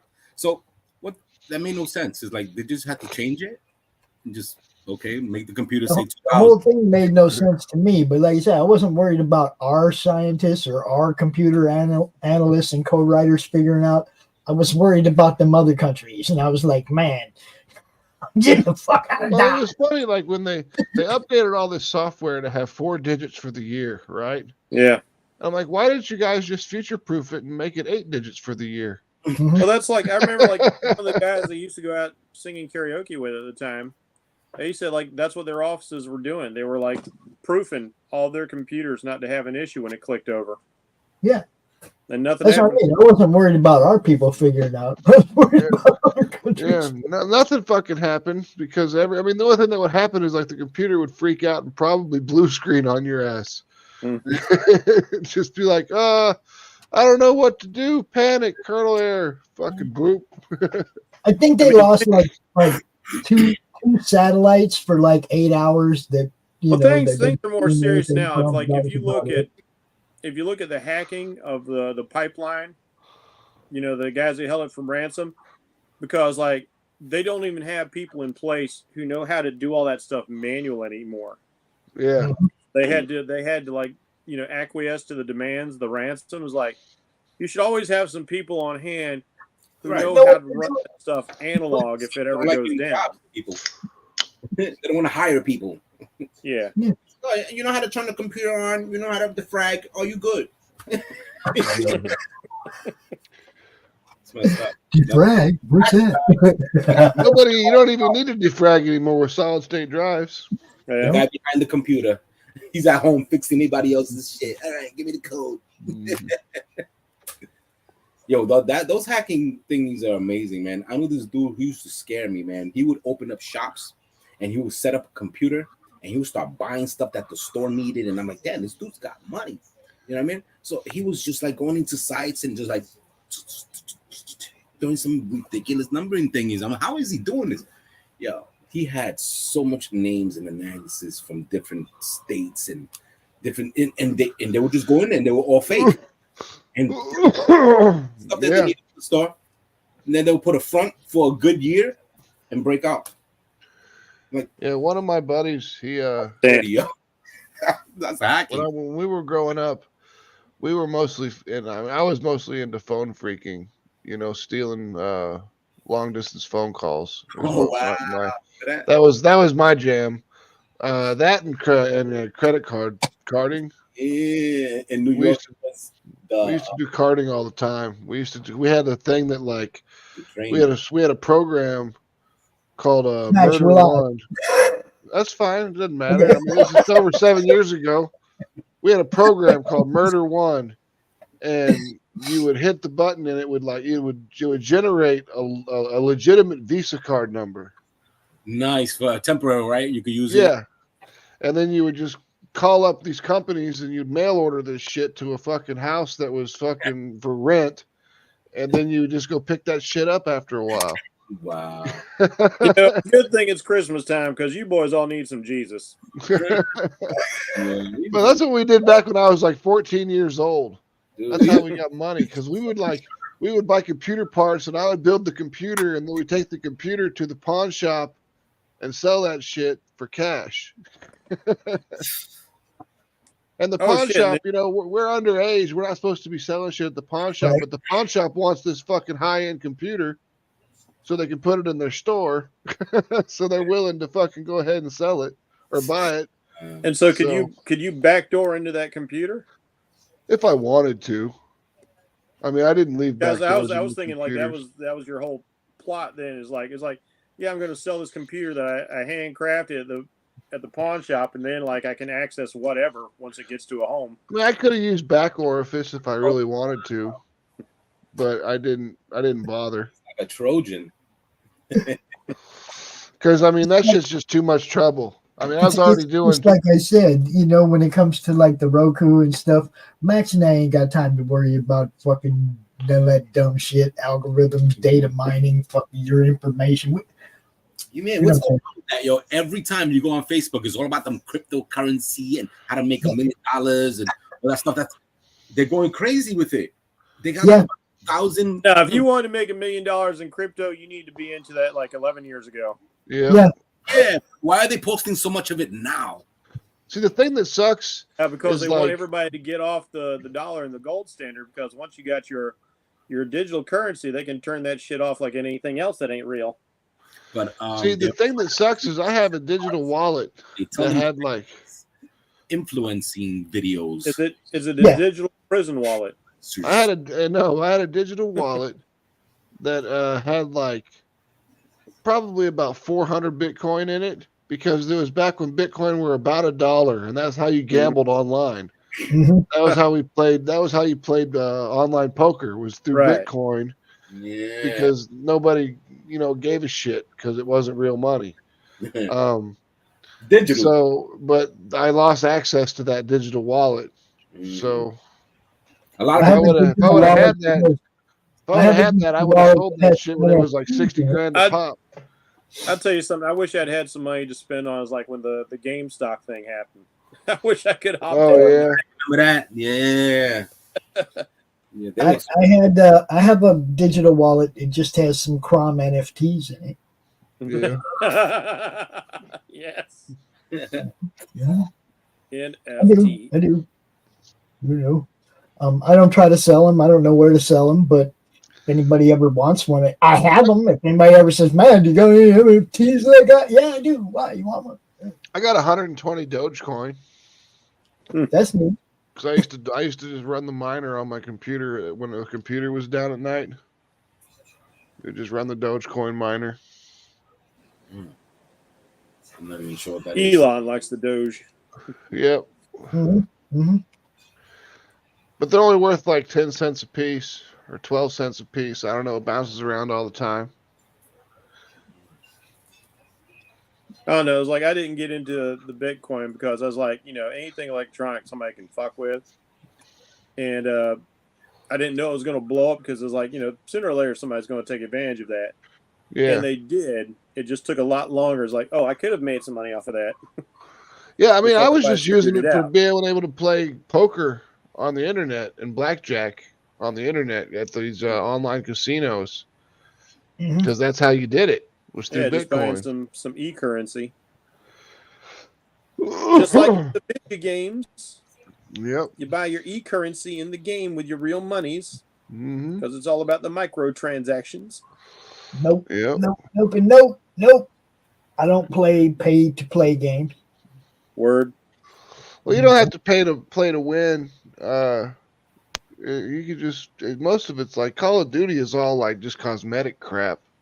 Yep. Yeah, I don't give a crap about that. That's like, I love my Battlefront. I'm just going to straight up just murk you. Yeah, I just play the regular My fucking skills is skins. earned. I can't get into those spawning games. I'm just- Fallout 4, man. That's what I played. I stopped I that. just- No. What was it? Headshot, Gears of War. baby. Gears of War. I was done. Gears of War, it was all right. That Gears of War was a good game. It was beautiful, especially how they started off with the with that song. All around me are familiar. Oh, that's such a good song, man. Right. The I like commercial. that gets right in the soul. That was a good game. The Mad From World, I yeah. couldn't play those respawning games and you running around senselessly. Oh, it's got zombies in it. Whatever. Like having been in the military, I really like Battlefront because it is the closest thing to a legit military sim I've ever come across. Yeah, when you play Call of Duty on hardcore mode, it only takes one bullet to kill you. And Same thing with everybody's actually like taking cover, and like you can use your machine gun for covering fire, and you can do all this shit, and it actually makes the game much more realistic and fun for me at least. My son makes me play core because that's just how he likes to play. You play that hardcore mode too, is like because I don't play Call of Duty, but I play Battlefront, so like I know like riding in the vehicles, and you've only got that perspective. Yeah, and I'm like, man, helicopter pilots are the boss because that is some hard shit to fly when all you've got to look at is the window to figure out where you're oriented in space.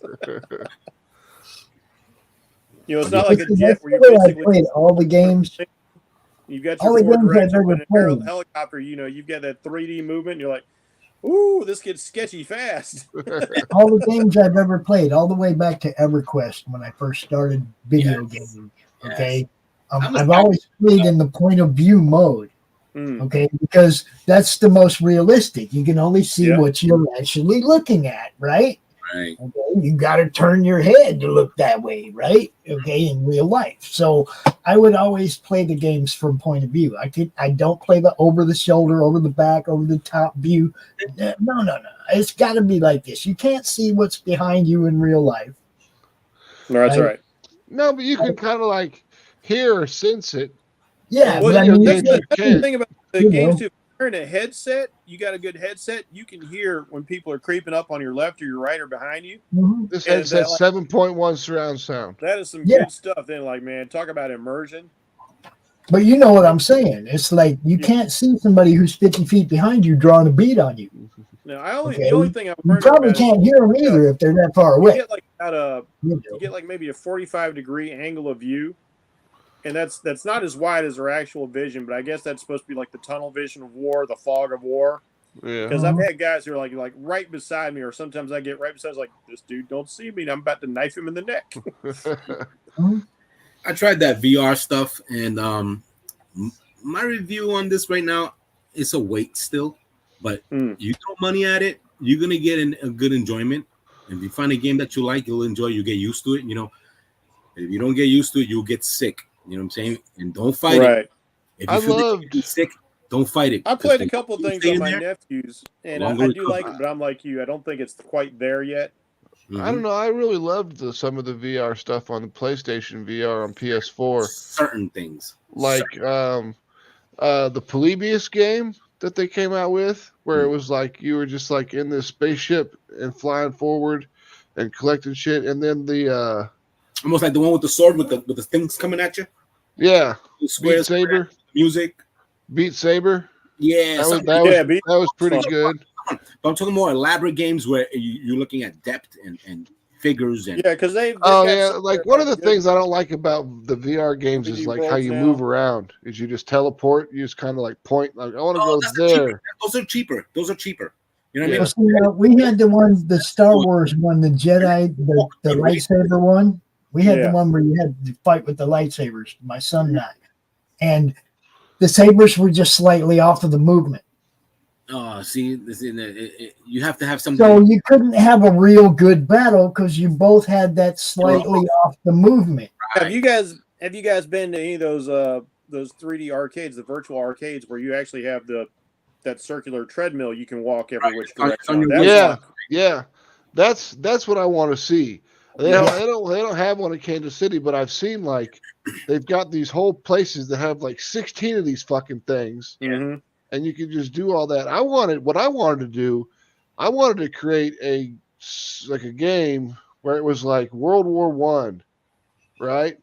And just have a room where it was like basically like just like two trenches in this room. It'd be like just you kind of have a trench wall warfare with trench warfare, and then you'd put your VR goggles on, and you'd have your little laser tag gun or whatever that you'd be using. And you'd be just basically living in trench warfare, fighting each other, shooting at each other through trench man's warfare. land, fucking okay. Max, right? So let's say one entire building with virtual reality capabilities. So yeah, I was about to say that's what you need. You need a warehouse. It's basically like a giant green screen set on the inside. Yep.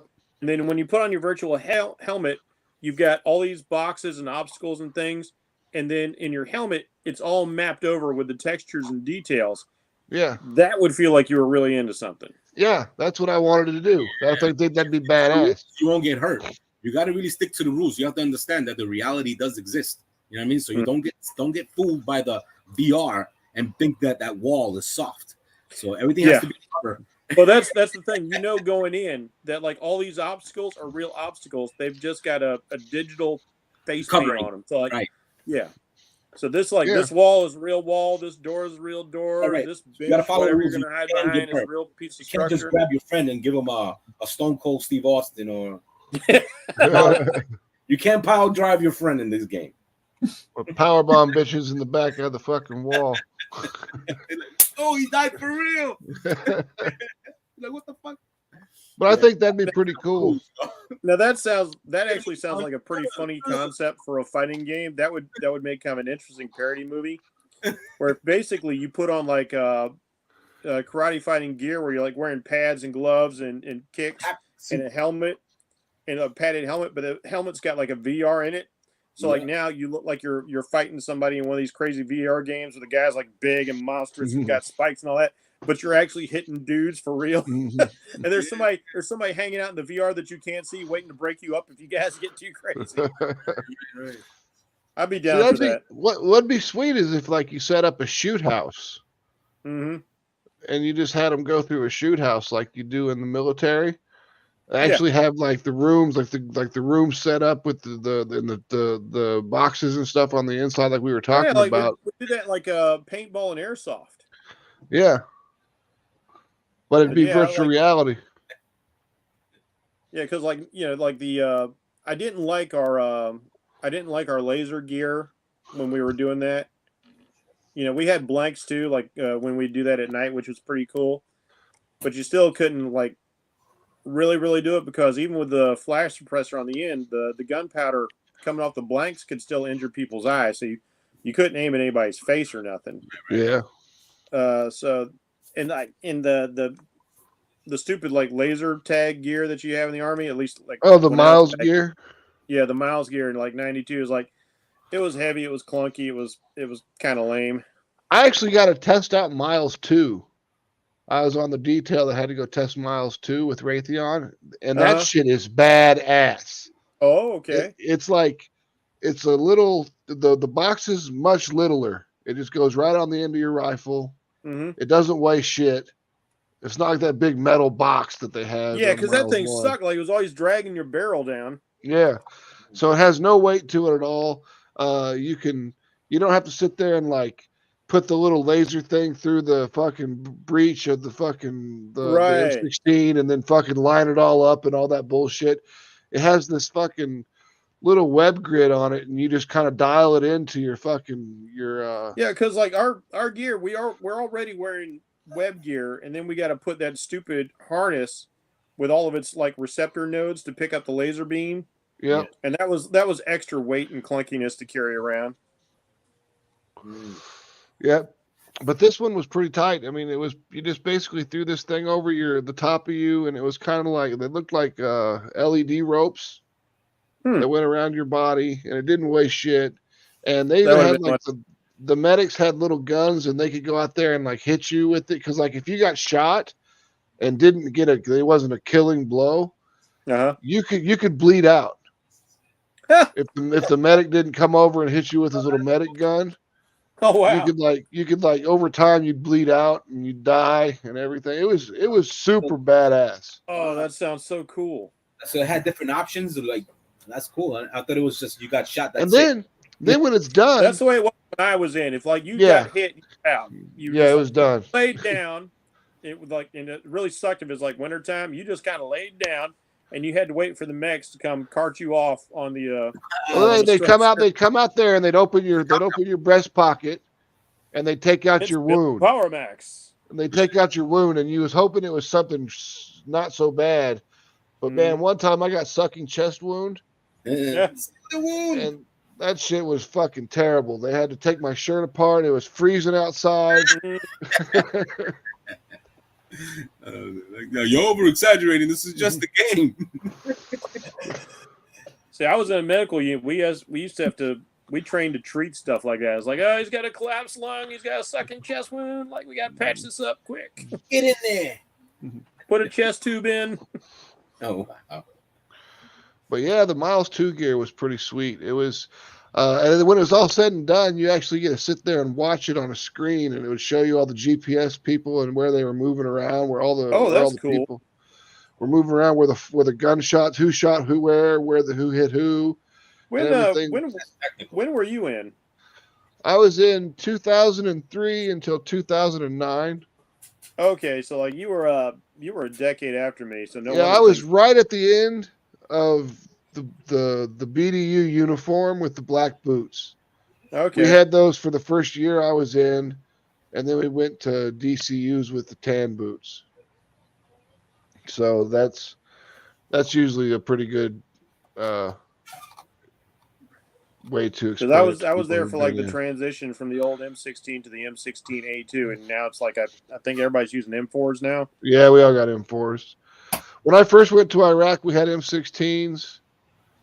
And the DCUs with the big fucking floppy fucking 70s collars. You pop your collar. And then they gave us ACUs. I mean, they changed your uniform. It's like you had BDUs, and they had like BDUs and patrol caps. And then they switched the patrol caps to berets because Shinseki thought berets were super cool. And I'm like, do you realize wearing wool on your head in the sun is fucking stupid? And not only that, like you need the brim of your cover to shield your eyes from the sun. You're exactly. Exactly. What the heck, man? I'm gonna put on wool beret. It's 115 degrees outside. So that just shows you the genius of the military, you know. Smells like burnt flesh. Yeah. Like, how do you know this? It's on fire. I'll never forget. Like one of my instructors, he was like showing us some pictures of his time in the first Gulf War, and he's just saying some stuff that'd be considered pretty rude. Now it's like, oh man, nothing stinks quite like a burnt Iraqi.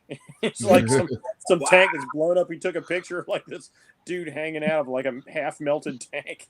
Oh, It's like that's pretty raw, dude. I seen we had to clean up a bombing.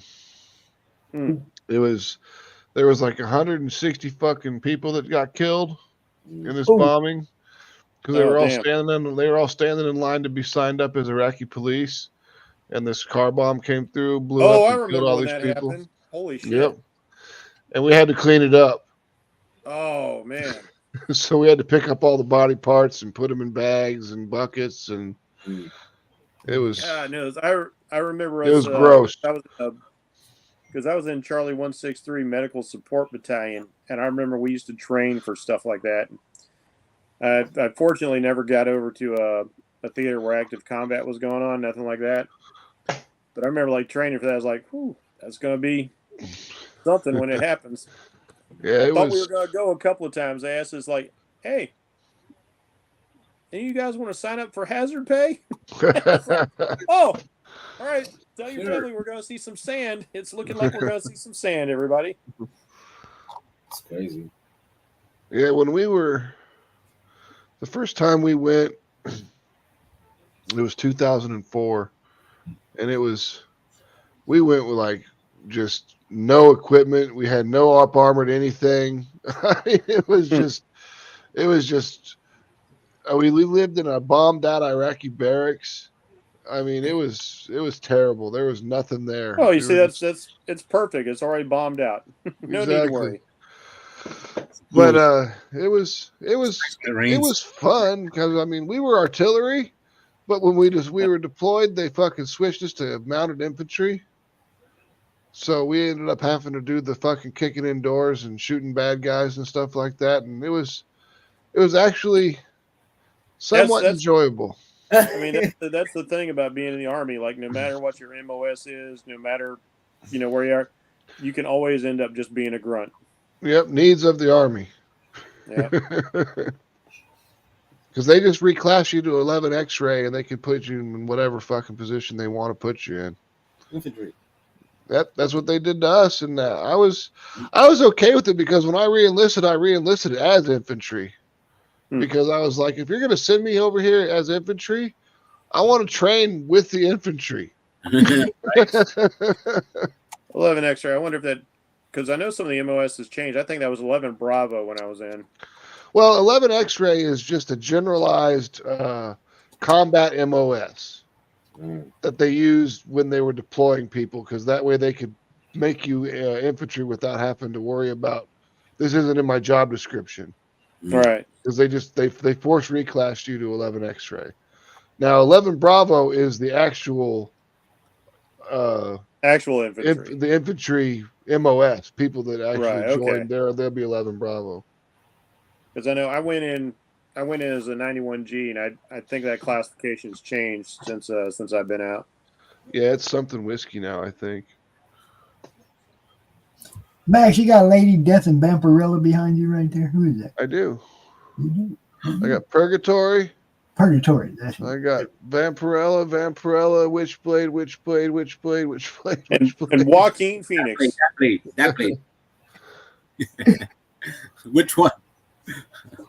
Speaking of which, Max, where did you get all those OG Vampirillas on digital? Are you talking about like the old black and white magazine stuff? Yeah, the Warren stuff. Oh, I got them on eBay.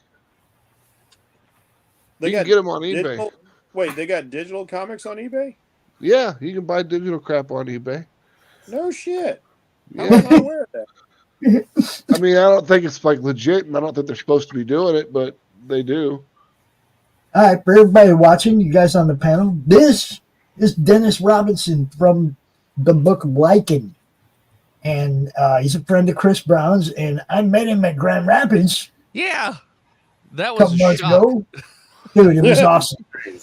It's awesome. I wasn't expecting, I've done 27 conventions this year, and, doing conventions, I'm just sort of, you get into sort of like a mode where you just sort of say the same thing over and over. So Pops Right. comes over, and I'm not expecting Pops to be there, but I'm like, man, this guy looks familiar. And then the moment he opens his mouth, I'm like, oh fuck, it's Pops. I went incognito without the hat. All you gotta do is just listen, and as soon as you hear, "Hey yo," That might have been what he said.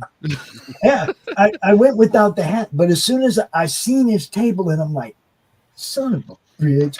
Yeah, come on, man. That's Chris's bro. And I'm like, okay, because I have Brad with me, Brad Arnie, my camera guy, right? I'm like, Brad, come on, we got to interview this guy. And walked over there. I was like, dude, where the fuck is Chris? Because Chris and I live like an hour apart. Like we're actually fairly close to one another. So you said lichens? That's what you said? Lichen. Lichen. Lycan is the name of the book. Oh, so you mean like the fungus that grows on trees, right? Listen. Listen. Close. Do you know Carlos Farias? No, I don't. The name doesn't ring a bell. Oh, he has a book as well with the same title. Okay, I wonder. Do you know if he was at Three Rivers Comic-Con this year? Possibly. So somebody came up to me towards the end of that show, and they said, "I also have a book called Lichen," and I do shows by myself, so it's not easy for me to leave the table most of the time. And when I did finally get a chance to get over that way, they were already packing up their tables. So I was like, well. I didn't get a chance to look at it, but yeah, somebody else did say that. So I wonder if it is the same guy. Possibly. He has a few titles already. Okay. You know, so I guess he did. I drew a few things for him. And, I just picked Lichen because it's short for Lycanthrope, because it's a werewolf book. Because Lycanthrope would be a cool sure that, you know, the titles weren't the same. You know what I mean? Because then it's like it throws off who's doing what. You know what I mean? Yeah. Good morning. Technically, the full title is Lycan Solomon's Odyssey, but okay. What's up, Max? I was cruising YouTube and I didn't. Oh, fair enough. I just got done blowing lines, so it works out. Is that a sound wave? Yeah, that's a commission I'm working on. Nice. They give us looks like an Autobot. No, that's Soundwave with there's a Godzilla back there. I see too. Yeah, that's another commission I'm working on. And Godzilla Gamera. Gojira. Another one I got to jump into. I was watching some stuff on YouTube. -1. And then I have to go see that. That was amazing. And then I saw Max so on. I wanted to say hi. Then Pops is like, "Here's the link," and because I was like, "Shit." Well, I might as well not be rude and come in and say hi. Did you ever start on that one thing for me, Pete? I wanted to no, because I didn't. It's the Zombie Tramp book, right? Yeah. Okay, I did not start only because I hadn't spoken. I forgot to talk to you about it. To whatchamacallit, blah blah blah, to finalize the composition. Okay. But I got the book has a post-it with your name on it. All right. Cool. So I'll get rolling on that. Oh, he's in the chamber. I got a list. I've whittled my commission list down.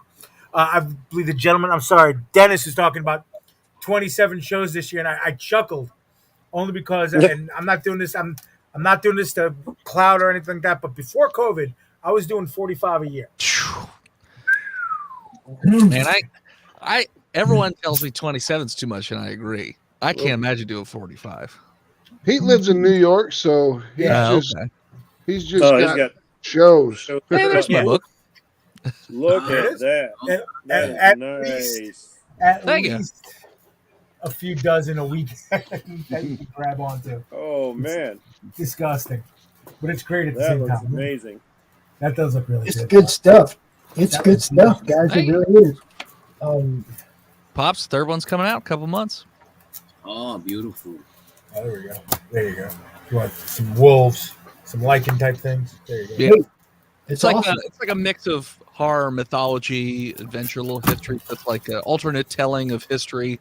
So there's like a lot of mythological stuff. So the second book goes into like ancient Arabic monsters and whatnot. The third book that's coming out cool. next year I is like love ancient mythology. Lovecraft meets Gilgamesh. So That's cool. Dude, yeah. good That's stuff. interesting. Not too many people digging that Mesopotamian stuff. Oh, nice. Godslayers. That's cool. Godslayers. That's by our Maximum and Hours buddy Nathan Gage the Wolf from Tenebris Anima Comics. This is episode 2. This is the cover I did for him. Oh, nice. With the actual Godslayer, kind of like a wolf in mummy garb, if you want to simplify it down a little bit, which is really cool. And then he didn't tell me. I was working on something I was calling Godslayer.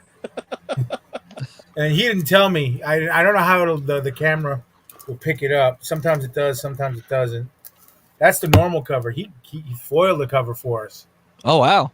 Yeah, pretty excited about that. Yeah. Nice. Oh, there you can get the flash. There you go. Since we're showing off our wolves, I figured I'd show off the wolf. How's everybody doing? All right, I think I've got to show off a wolf. Pops, I'm going to dig up an image real quick, and if you could share it, because you know how technologically efficient I am. Well, before I forget, I hope everybody's going to have a fun holiday weekend. I will be doing one of my favorite things in the world, working. So, that's what I'll be doing. Yeah, my day. Maybe I can post the link in the chat. I will actually be at work. My day job is a restaurant, and Christmas, the day before Christmas Eve and Christmas Eve. Let's get it. Yeah. Oh yeah, geez. Let's get and I work walking distance from a mall. Like we're in the mall parking lot, so let's get it. My day job is nice enough to give us off all next week, so I will be trying my hand at painting some Bob Ross style nerd landscapes. Dude, I'm gonna try and take is those. fun, bro.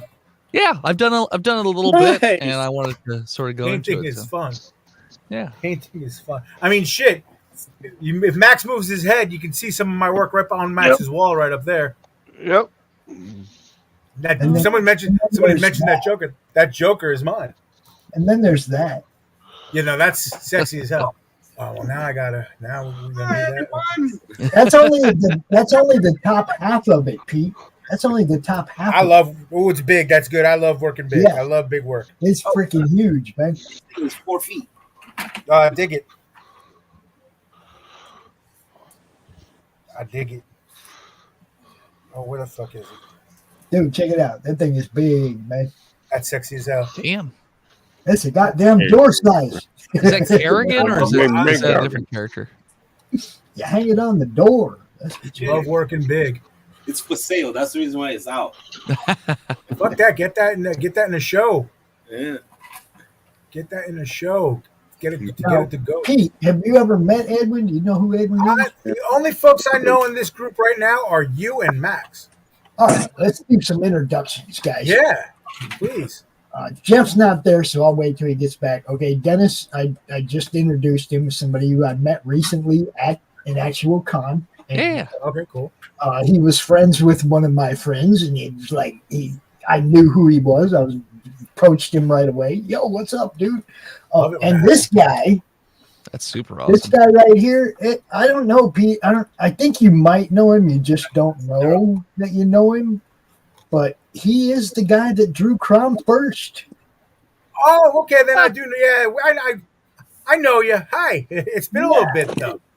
Yeah, it's Edwin Badillo, man. Drew a lot of Crom stuff. Okay. Drew all of our shit, right? All of our logo stuff, everything. That's it. The first person to ever draw Crom, basically.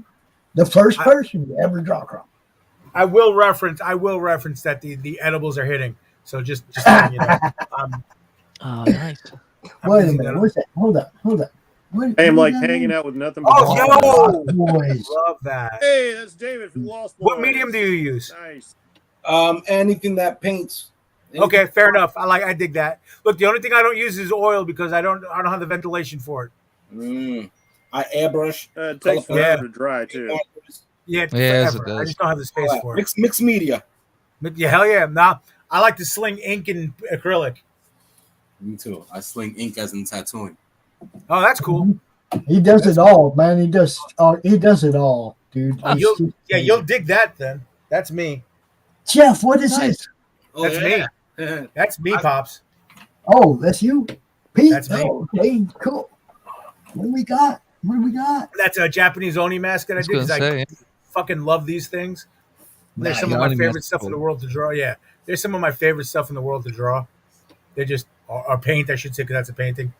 I really enjoy them. They're just fun. And I was just, excuse me? What is that painted on? That is on a canvas.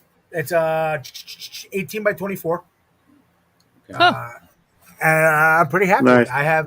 I've had it for a little bit, which is I have a bunch of other Oni stuff, and I've used to have a bunch of other Oni stuff. But the way I say it, and I've been saying this for a long time, I only foster my art until I'm trying to get it to its forever home. So That's fair. Do you prepare your canvases? Hey, Or you just go straight up on them when you buy them? for the most part, I try to. It's very important. I try to like this for sure.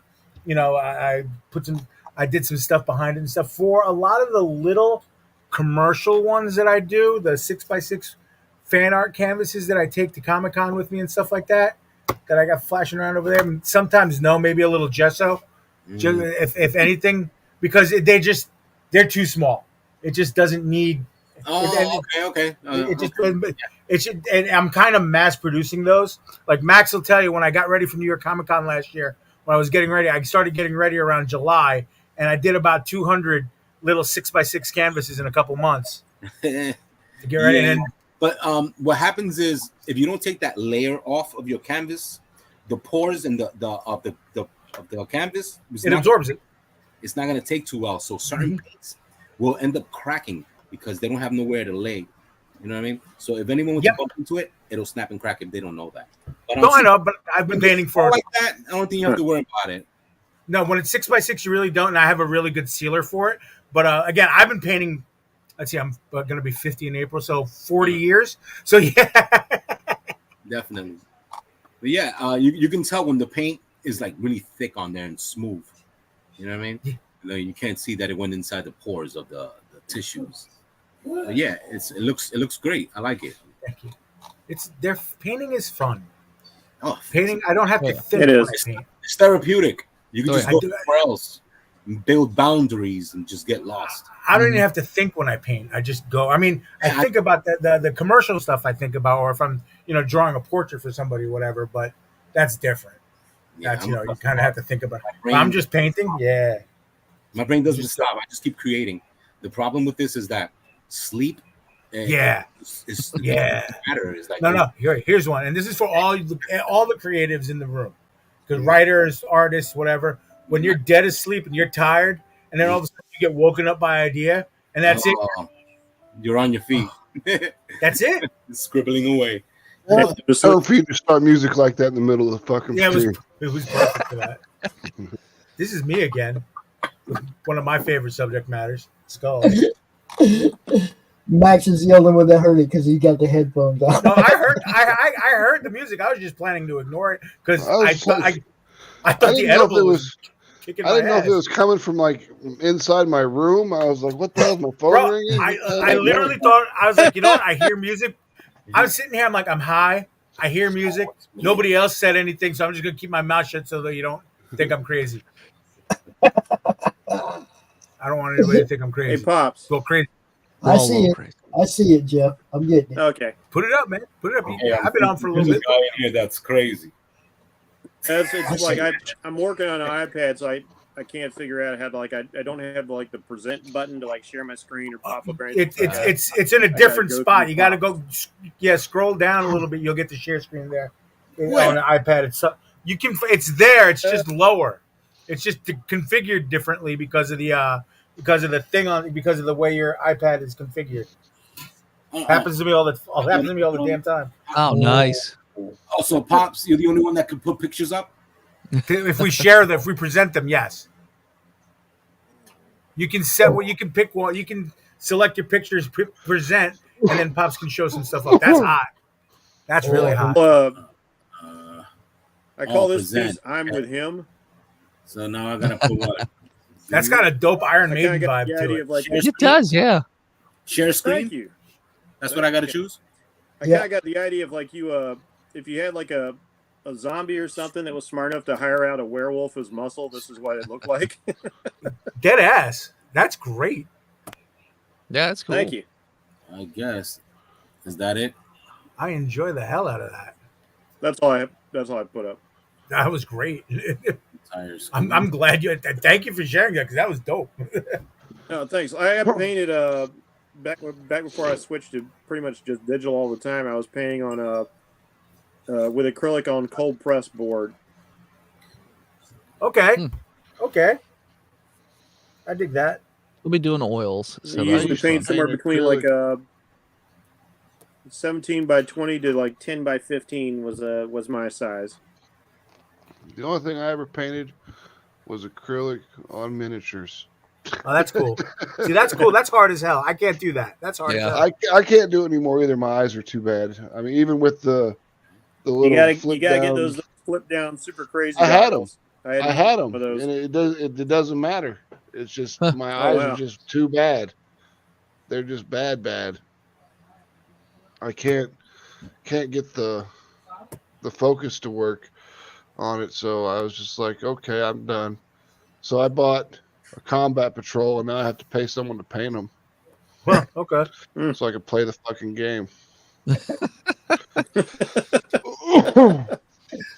I 3D printed a statue for a buddy of mine. I primed it, and I just haven't been able to sit down and actually paint the damn thing.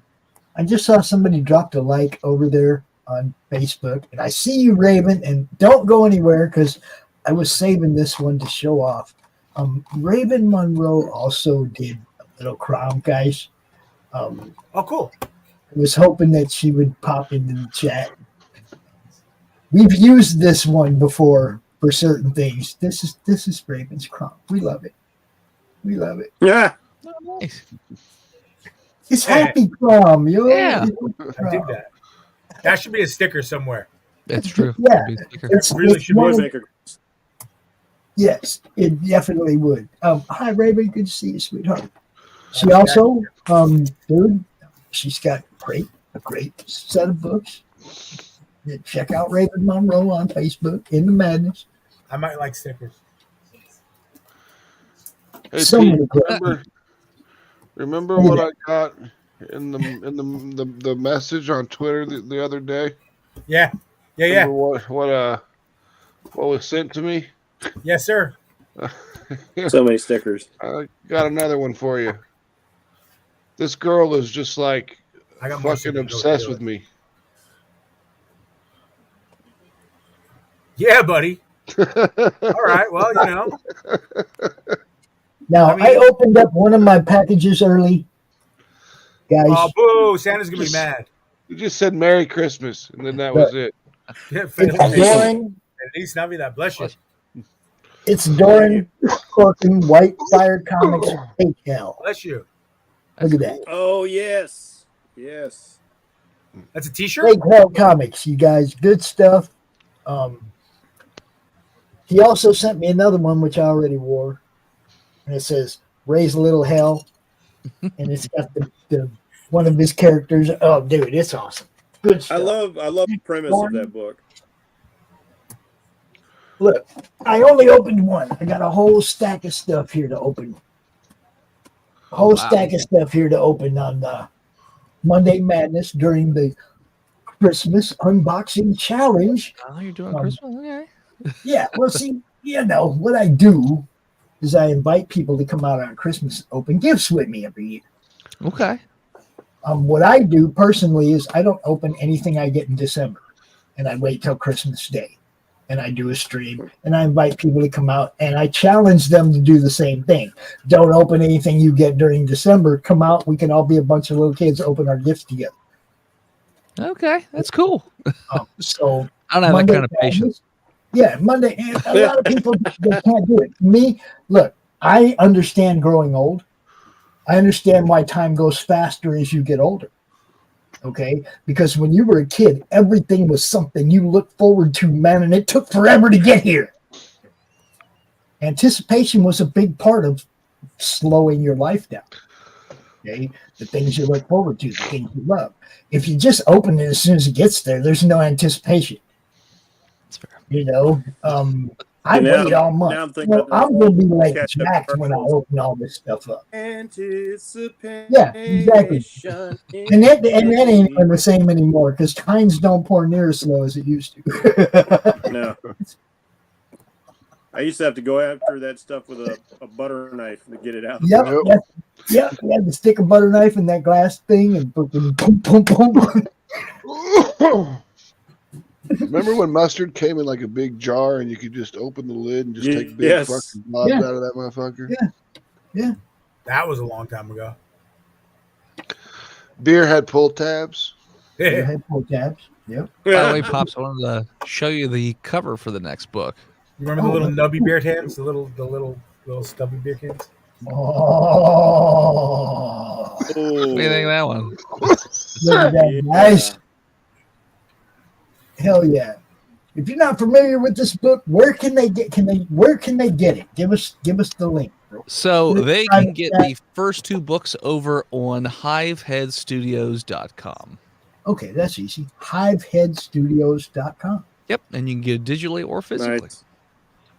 There you go. March guys. will be the Kickstarter for book 3, and you can get all of them then as well, and a whole bunch of other goodies.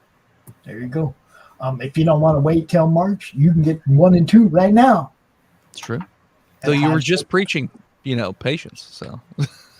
Well, I mean, I also preach the fact that this is the hardest time of the year. It's 2023, man. We're all about instant gratification these days. And it's also check it out. Check it out, you guys. This is serious business. This is the hardest time of year for creators to make money. Yeah. Okay. Yeah. This is the hardest time of year for you guys. I understand that, and that's why I tell people, hey, if you have comic fans on your guest list, on your gift list, buy them comics, yo. Come to the indie world and get them something they're gonna like. They're still, you're still getting them something they're gonna appreciate, and you're also helping these guys out sell books the hardest time of the year. Okay, and or art commissions really why, for those of us who don't actually have comics out. And this is really why I'm doing this even stronger at this time of the year. You guys know I could have been doing gaming streams a long time. I could have been playing Fallout and doing it. I'm doing it this month mainly so that people have more time to come out on the network and drop their links in the chat. Okay, I'm giving everybody more opportunities to drop your links. The more I'm online, the more we're live, the more chances you guys have to drop your links where somebody who might not be familiar with you might see your stuff. Okay, a lot of different audiences in the network. Not everybody who watches Max's gaming show watches my Monday Madness. I mean, it's all different audiences. People that watch Laurie's show, they probably don't watch our draw stream. It's a bunch of different audiences, but you, having a wrench, can come out anytime we're live and drop your link, where all those different audiences get a chance to see you. This is why we do this, guys. And that's why I'm doing it even more this month, to give you more chances to drop those links. Please do it. Make me feel like I'm not wasting my time. Playing video games online is weird though. I never did that before. Live on a stream, right? Dude, it's fun and there's a great audience for it. Yeah. Well, I mean, I'm finding that out. I did one of the episodes on Twitter the other day, and it had like 85 views, and I'm like, okay, we only had 10 views on YouTube. But there was still a bunch of people watching do this, right? I was like, wow, I can't believe there's that many people watching. I have to think, like, if you want to be really successful at that, like, you've got to have a really strong persona. You've got to entertain. And see, I don't have that. I just watch video game. I can just video myself. That's not even necessarily true either, because you could just be really good at it. So, like, I have a buddy who doesn't really talk that much while he's playing games, but he plays the same game over and over and over again. He's playing people love that. Resident Evil 2, the remake, and he's just doing speed runs. So he's literally just trying to go as fast as humanly possible through the game, and he's not really talking that much. And he'll get through, like, he'll do 15 minutes and be like, "Nah, I messed something up. Restart the game." And like, he'll get like 90, 100 people watching him sometimes. I bet his chat is fantastic. Yeah, but speedrun is different than watching just like the regular video game, because it is entertaining to see how fast somebody can get through. But if I was just watching somebody stock play a game and that's kind of it, Yeah. No, like no, the Okay, few like, times I'm I've playing watched people, Fallout 4. it's because So in that it's instance, the usually you have to be entertaining. like stream of consciousness. So like Well, trying to here's- do a video Yeah. game stream, you just have to be constantly talking. Because if you don't have a really active chat and you don't have somebody there with you, as you were saying, it's kind of boring to just watch it. So And this is why I was freaking Mario. out, Like, right? Boing, boing, boing, boing, boing. I can't remember That's this why I guy's couldn't name. believe that there was 85 people I can't watching, remember and this then when guy's I name went right and now, looked, but I Hi. can't remember this guy's name right now, but I got interested in watching this guy is playing some VR games, and he's got this weird Jack Sparrow type personality he's using because the VR games have the AI, so they actually Okay. react and respond, and like, and he's like his character is just like the craziest sort of thing that he's doing. He's like just abusing everybody in the game scenario. He's very witty. He's very quick witted, so he comes up with some really funny quippy stuff, and he's been very entertaining to watch. Like that voodoo yeah, I've guy. been playing Fallout 4. And the first two I did, I was playing with my like level 40 character. And I was like, wait a minute.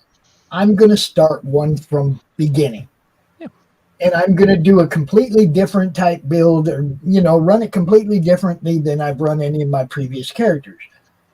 The only companion I'm running with is the dog. sure. Okay. I'm not. I go I'm dog not- meat. I mean, I might hook up with the ones that you have to for storyline stuff, but then I'll ditch them for the dog again, right? Okay, so I'm basically running with the dog the whole time. I would like that more people would comment in the chat, because if I know they're there, then I'll ask them, what should I do? Okay, and I'll make it more interactive with the people that are watching. I didn't realize, but like when I checked the YouTube, people, the average watch time was like 40 minutes. Mhm. On those streams. And That's if I have surprising. people watching for that long, tell me you're there, man. Let me know you're there. So I Hi, can my interact. name is Pete. I'm a Twitch I affiliate. consider And, myself quite there because like yeah, there- I'll watch content, like I'll watch some live streams and stuff all in one go. I'll watch some of these live plays and stuff that go on for like 3 hours, and I feel like I'm quite the outlier. That a lot of people break that up into chunks, but I'm over here like drawing. Yeah, use so, the like, Opus app. I've kind of got it going on over here while I'm drawing and stuff. Well, look, I'm gonna help you out that because I've actually over the course of a little while I became an affiliate on Twitch drawing, but you learn a little bit about Twitch by watching the game stuff and things like that, and a lot of Pops kind of you tickled it right there. The quiet people, it's all in the chat. The chat, if someone's quiet, the chat will become like the local bar where they'll just the bar regulars speaking with themselves, right? But if someone's engaging with the chat, then that's a whole different thing. And then the chat becomes this, the chat becomes that, and then once you become like an affiliate or a different level, whether you're gaming or drawing or whatever, then you start giving roles to some of the chat people. Then they can start earning things, free things, because Max has been in there. Max gets channel points for watching me draw. Max makes me drink water like every 5 minutes. Max tries to kill me with that. Pete made it cost so much to fucking make him drink water now, though, because I had a ridiculous amount of like 6,000 points or something. I made it like 5 million points because like I'm trying. It's taking me 10 minutes to draw a 4x6 card. I'm like, guys, let me draw. Fuck. There's this other girl, but she's a regular in our chat, and she was blasting points at me. Do this, do that, do that. I'm like, chill. But at the end of the day, it's all engagement, right? Yeah, that's what I mean. If I know there's people in the chat, then I'll stop when it comes to pick an option, and I'll be like, what do you guys think I should do? Your best bet on that one is to leave a pinned, because if they don't know, or if you forget to say it, because we forget to say shit when we're in the middle of it, right? Leave a pinned comment in the comment section. Hey, if at any point you think Pop should do this or Pop should do something different, say something. If you see something, say something. Get that chat involved especially with gaming. Once you get that chat involved, forget about it. Forget about it. And that's what I want. I want it to be entertaining. I want it to be you already have the key for any of these live streaming, not like talk shows, but because I don't know how live streaming talk shows work. I really don't. But the drawing on Twitch or the gaming, it's the crowd, it's the engagement, but it's also consistency. That's why this is always up like this. And it was a big deal for me when I started, when I was trying to be consistent. I had a problem with it. I was great in the beginning, but towards the middle, I had some problems. Just because I was sick and I got blah blah blah, but whatever. Type 2 diabetes sucks, let me tell you. But anyway, I have a bit of an audience. That's why every Monday night at 10, I'm on Twitch. Even if it's just, hey guys, I feel like shit. What's going on? I'm gonna scribble Pikachu and then I'm out of here. Or I'm gonna, draw a whole thing. Max has seen me draw a whole fucking 4, 5, 6 hour long streams of me trying to get a drawing done. So it's great, and the fans are there. And let's be honest, I'm monetized, so fuck it. Yeah, I like that approach because I think I work better like when I get a chance like this where I get to riff with people. Mm-hmm. Well, that's the best part about it too. I bring these guys on. Yeah, bring the guys on. Make it a draw. Mine is completely. No, go ahead. Mine is completely a draw stream. So I bring guys like I bring Max. I know Max don't draw, but Max has artists. Oh, well, Fernando drew this and blah, blah, blah, drew this, and Mariah drew this and blah, blah, blah. Or we bring our buddy Warren Brown on. Warren's always drawing, so we go back and forth between the drawings, and then we get into all these art conversations and things like that. Or I bring some other, and we're just talking. See, I kind of miss that, like the early days of Comicsgate when Ethan Van Sciver and all the guys we get together. I used to enjoy that so much, watching them draw and listening to them talking about drawing. As an artist, like that was a lot of fun for me. It's way more fun, yeah. I love it. We sat one time in the very beginning. Me and Warren had a 20-minute conversation about our favorite eraser, the types of erasers. But then we talked about the erasers that they needed, and yeah, exactly. And then our buddy Art Victims chiming in. Well, I use blah blah blah and blah blah blah, and somebody goes, I draw digital. I'm like, then stop it. You have an eraser. You have the best eraser. We know. Stop it. Yeah, undo is not an eraser. Yeah. That's not an eraser. But they have. There's an eraser button. There's an eraser. There is an eraser. I'm drawing pencil portraits right now, and I've got the opacity set at some things. But like, there's certain parts that I feel like are too hard. So with the digital tools, I can take like the airbrush and make that an eraser, so I can like softly, like layer by layer, peel off intensity of shade. I, of course, can mask it. So if I don't like it, I can always bring it back. And so like the versatility of that is pretty outstanding. Where like if I was still working in pencil, I'd be there with like my paper blenders and my kneaded eraser and doing all kinds of craziness like that. I dig it. Good stuff. See how educational this is, everybody out there? Yeah. Dude, I'm telling you what, this went a lot longer than I thought it was gonna, and has covered so many different topics. It's been totally fun. Man, we're talking about all kinds of different stuff, military, just everything, and it's been fun, But it is 10:40. Oh my God! Wow! It is 10:40 Eastern. You people on the West Coast, you about hours in, you do your thing, okay? But I gotta have some more fun before the night ends. I'm probably gonna go play some more Fallout. I've been enjoying doing that with the new character and doing a completely different build and everything. How you set up supply lines between all the homesteads and whatnot? Yeah. Okay, well, I set up a main base right in the middle at the drive-in, and I've gone to all the homesteads all around and set up the supply lines so they're sending supplies to the drive-in, where I have all my setup and all my power armor. All my different power armors are all there, like in a circle, like freaking Iron Man and shit. Right? It's like it's a total different build, and I'm having so much fun. Only like 12 episodes in, like almost a full day of gameplay. I'm like level 21 or something. And I'm taking time to show people how to build. I'm taking time to. I'm only doing the clearing the settlements here in the beginning. Just like getting all the settlements cleared, and then I'll go like to the Cambridge Police, and I'll do some Brotherhood of Steel and open up some more areas on the map. You know what I mean? I'm like doing it kind of systematically and showing people you know, where what is and what's what in the game, as opposed to just like playing it. It's different. You know, it's kind of instructional, but kind of fun at the same time. But I do want that interaction, you know, where people say, go do this instead. Because I have a quest list, different stuff, you know, and it's like, if somebody wants me to go do something that's on the quest list, say so. We'll go check that out. We'll go do that, you know. If you just want to run wild out across the wilderness and unlock different things on the map, I'll do that, you know. So you have a quest list. Yes, I'm all down with that. I want that kind of interaction. If you're watching me play for 40 minutes, for fuck's sake, tell me you're there and let's have fun. You know, does scary games. It's called Philip Scared Stupid, and literally, people will put in the chat like, "Dude, you're missing this thing like over and over again," and like they will steer him towards not dying. Yes. And see, for me, it's like I have a level 82 character. I could use that on a couple of games I play.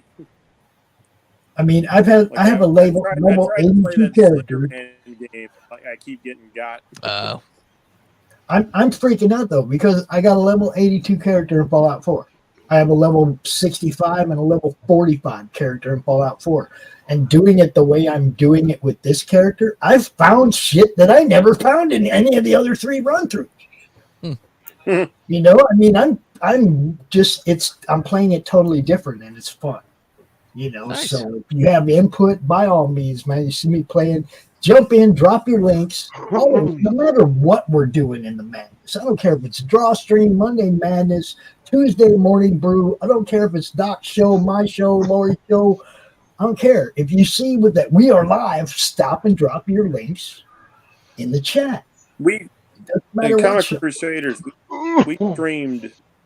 We did a recording of us playing like one game, and it was like a few of us got together to play some Dead by Daylight, and like that's just the bomb diggity, because like they're talking about like having some fun interaction with people you're playing with, like let them know like I'm right behind you, and they can't tell because my killer's invisible. Like right, you're right. Like start figuring out like who's he behind? Like you'll have to guess, won't you?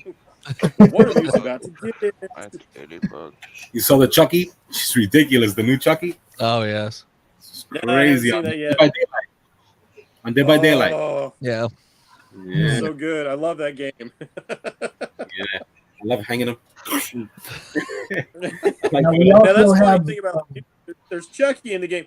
How's Chucky gonna hang somebody? He's like floating around and stuff, and he can like. It's almost like he's using telekinesis or something. He's got voodoo powers. Oh, he's got voodoo powers. That's right. Now, I don't know if any of you have seen the other thing, but Doc plays a game called Champions Online. And Max and I both made characters one night. Oh. Yeah, Max and I both made characters one night because Doc was like, man, make some characters and we'll go out and play together. And since we made the characters, fucking Doc ain't played once. Yep. Usually I've got like the lifetime pass. I wonder if my account should still it probably is. I haven't played it It's, you know, we set up characters pretty easily. I'd love to my tower died, and I went back to console because I got tired of constantly having to upgrade my computer. I was like, I think I'd rather just buy a new console than have Champions ain't really that much of a resource hog, because I'm also passed down a lot of online games because I just don't think my computer can handle it, you know. But that one seems to play pretty smooth, you know. I developed a whole bunch of my I actually developed because I love games with like character creators. That's why Doc loves it. I developed so many like superhero universe character concepts in those games. Like I started with like a City of Heroes, and I went on to Champions. Like you'll see Mr. Happy in there, and like all these other characters I've created over the years are running around in the game. That's why Doc loves it. Doc has all of his characters created in Champions. You know, I remember downloading just the City of Heroes character creator and just making all kinds of different superheroes. Didn't even play the game. Just had the character. I wish I'd done that in like and kept that, because that was such a fun resource to like kind of speed run some ideas and then like get to the drawing table and start drawing it for real. Yeah. Right. It's like a kind of a Love it. AI type of thing. You artificially intelligent. You did it to yourself. I would spend as much time in the character creator as I would actually playing the game. Yeah.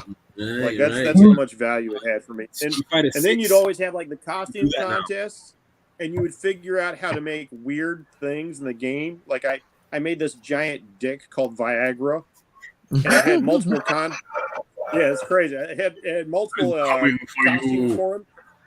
So like when he was ready to go, he'd like, get all big and strong, you know, and then like I'd shoot my blast out of my head because you could choose where your blast is 4 coming hours strong. and then I'd use like a macro to have him turn small and like all wilted over.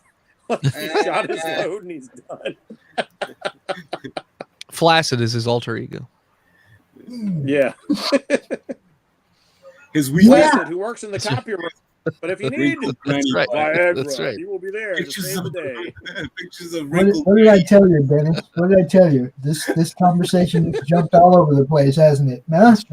That's my granny butt. This My is why I love Seaman. Geez, now I kind of want to like get a computer so I can play that again and like get screen caps of all these crazy heroes and costumes I made. Dude, if you still have the game on your computer, like I said, man, I want to get like a time where we actually play it. Maybe start playing that one because Max and I made characters and we didn't make them for no reason. Yeah. You know, we want to play the damn things. So, And I haven't played it in so long. There's got to be so much content on there that like will be fresh and new for me. oh yeah, I mean probably. I don't know. I just started playing it. 'Cause So it's all I new got to into me. playing that game because I was playing City Heroes and of course NC Soft. They had that whole thing going on. You know, with like what is it, Perfect World that bought them. And I was a Marvel Superheroes player, but I did go into college, and the guys there weren't playing Marvel Superheroes; they were playing Champions. And I thought it was like pretty cool that that got translated into an online MMO. So like that was nice. I knew about the game and the characters and the lore, so that was a nice thing to get into and see how I that played the continues. DC one for a little while No, it's not supposed to be. It was up to number 10. because they had a pretty nice character creator too. Not Yeah. nearly Yeah, as good but as Cities. I think the DC one is what the guys, what Wilvo and Michael T and those guys play live. Oh, okay. It's the AFK, everyone. It's a Okay, man. must. It's a must though. Be able I to always wanted to say that. somehow recreate my character Mr. Happy in a game. It's so important to me to be able to recreate that. I even made it for. I was even able to remake some of my superheroes for some of the wrestling games on the PlayStation. Oh, wow. I still want to would go spend back hours, in like there. tweaking their costumes and tweaking their moves so they would act like I wanted them to. I still want to go in there and see if I can create a little crime. Probably can. You know, You could definitely do that on Champions. I'm the positive. character that I made in Champions, the one I made is named Sparks Firefly, and he's an archer, right? And Now, Crom would have been my great. color, in I City still have to work on the color scheme, but I got the costume fucking nailed, dude. I just got See, to I get the color. think Crom would have been great in City Heroes because they had the Mastermind class, and Crom could have just been like having a whole bunch of little robots run around shooting stuff for him because he's just like cyberkinesis all over the place. That would have been a Right. good subclass for him. So I'm gonna see if I can do something in Champions for him. Some kind of a little, little dwarf crop. Oh, I know. You can use the Gadgeteer archetype because you can have all these little robots and things. That'd be like Crom using his cyberpathy Yeah, I have to check it out. control machine. Mainly, it's like in the beginning, you just have certain things you can do. I'm not buying anything. I'm playing free. No, Sure. That's just I got a disease a long time ago. See, I was very early EverQuest, like First edition EverQuest. Mhm. Dude. The only game I spent like any sort of real That money on game. was City Hero because I But see, that game bought I didn't have to extra spend money character on. slots. I mean, you bought the game, And the right? extra You bought the support. game. Okay, there wasn't no expansions yet. You bought the game, and you put the disc in your computer and you played the game, right? Online with a bunch of people. You go kill dragons. There was all kinds of cool stuff, right? Yeah. But then somewhere along the line, they wanted to start charging $14.95 a month. Yep. For you to have access to the servers, and I went, "Fuck you! You're already getting me for $60 with every expansion, you cocksuckers. You're not going to charge me per Yeah, for month real. as well, right?" And I quit playing. And now you can go play that game and start as a noob, and you get equipment that I grinded for 20 levels to get. Right? And now they just Oh, give it man. to you at level 1. You get all this cool shit. It's like, I had to work my ass off to grind my characters up when I played that game. Battlefield, playing Battlefield 4, like the one weapon like that was the hardest to get was the bow and arrow, and you had to work your ass off to get that. Like, and then like they came out with a like, oh, we're gonna do Battlefield 5 and all this other stuff, and then they just started giving out that stuff that you'd worked so hard for That's what I free. mean. When they started nerfing what was a great game, and they started nerfing it because people were complaining about it being too hard or what, get the fuck off my server. What a bunch Make of a server pussies. for the easy, make an easy server. No, see, they could have separated it. They could have made this game an easy level on different servers, right?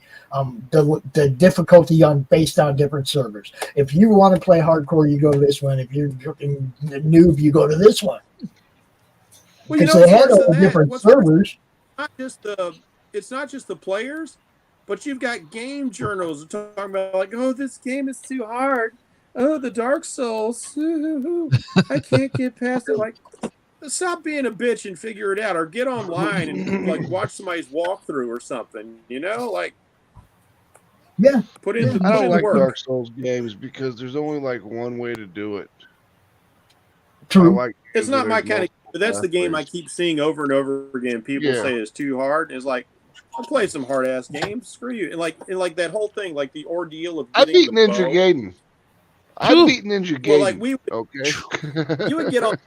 We would get on with our friends. It was like, hey man, I need help getting this thing. And then you and your buddies would team up, and they would, the ones who'd already figured out how to get it would like help you get it. But you still had to work for it. It's like, see, that was cool. And these people are missing out on that whole experience because they're too wussified to put in a little effort to try and get something. And they don't know how to make friends. I want to pay to play. And they don't know how to make friends. I want to spend my cash and have microtransactions and ruin it for everyone else. See, that was what I hated. When everything became pay to play, I was like, come on, man. Yeah. Make it across the board equal, dude. Make it across the board equal.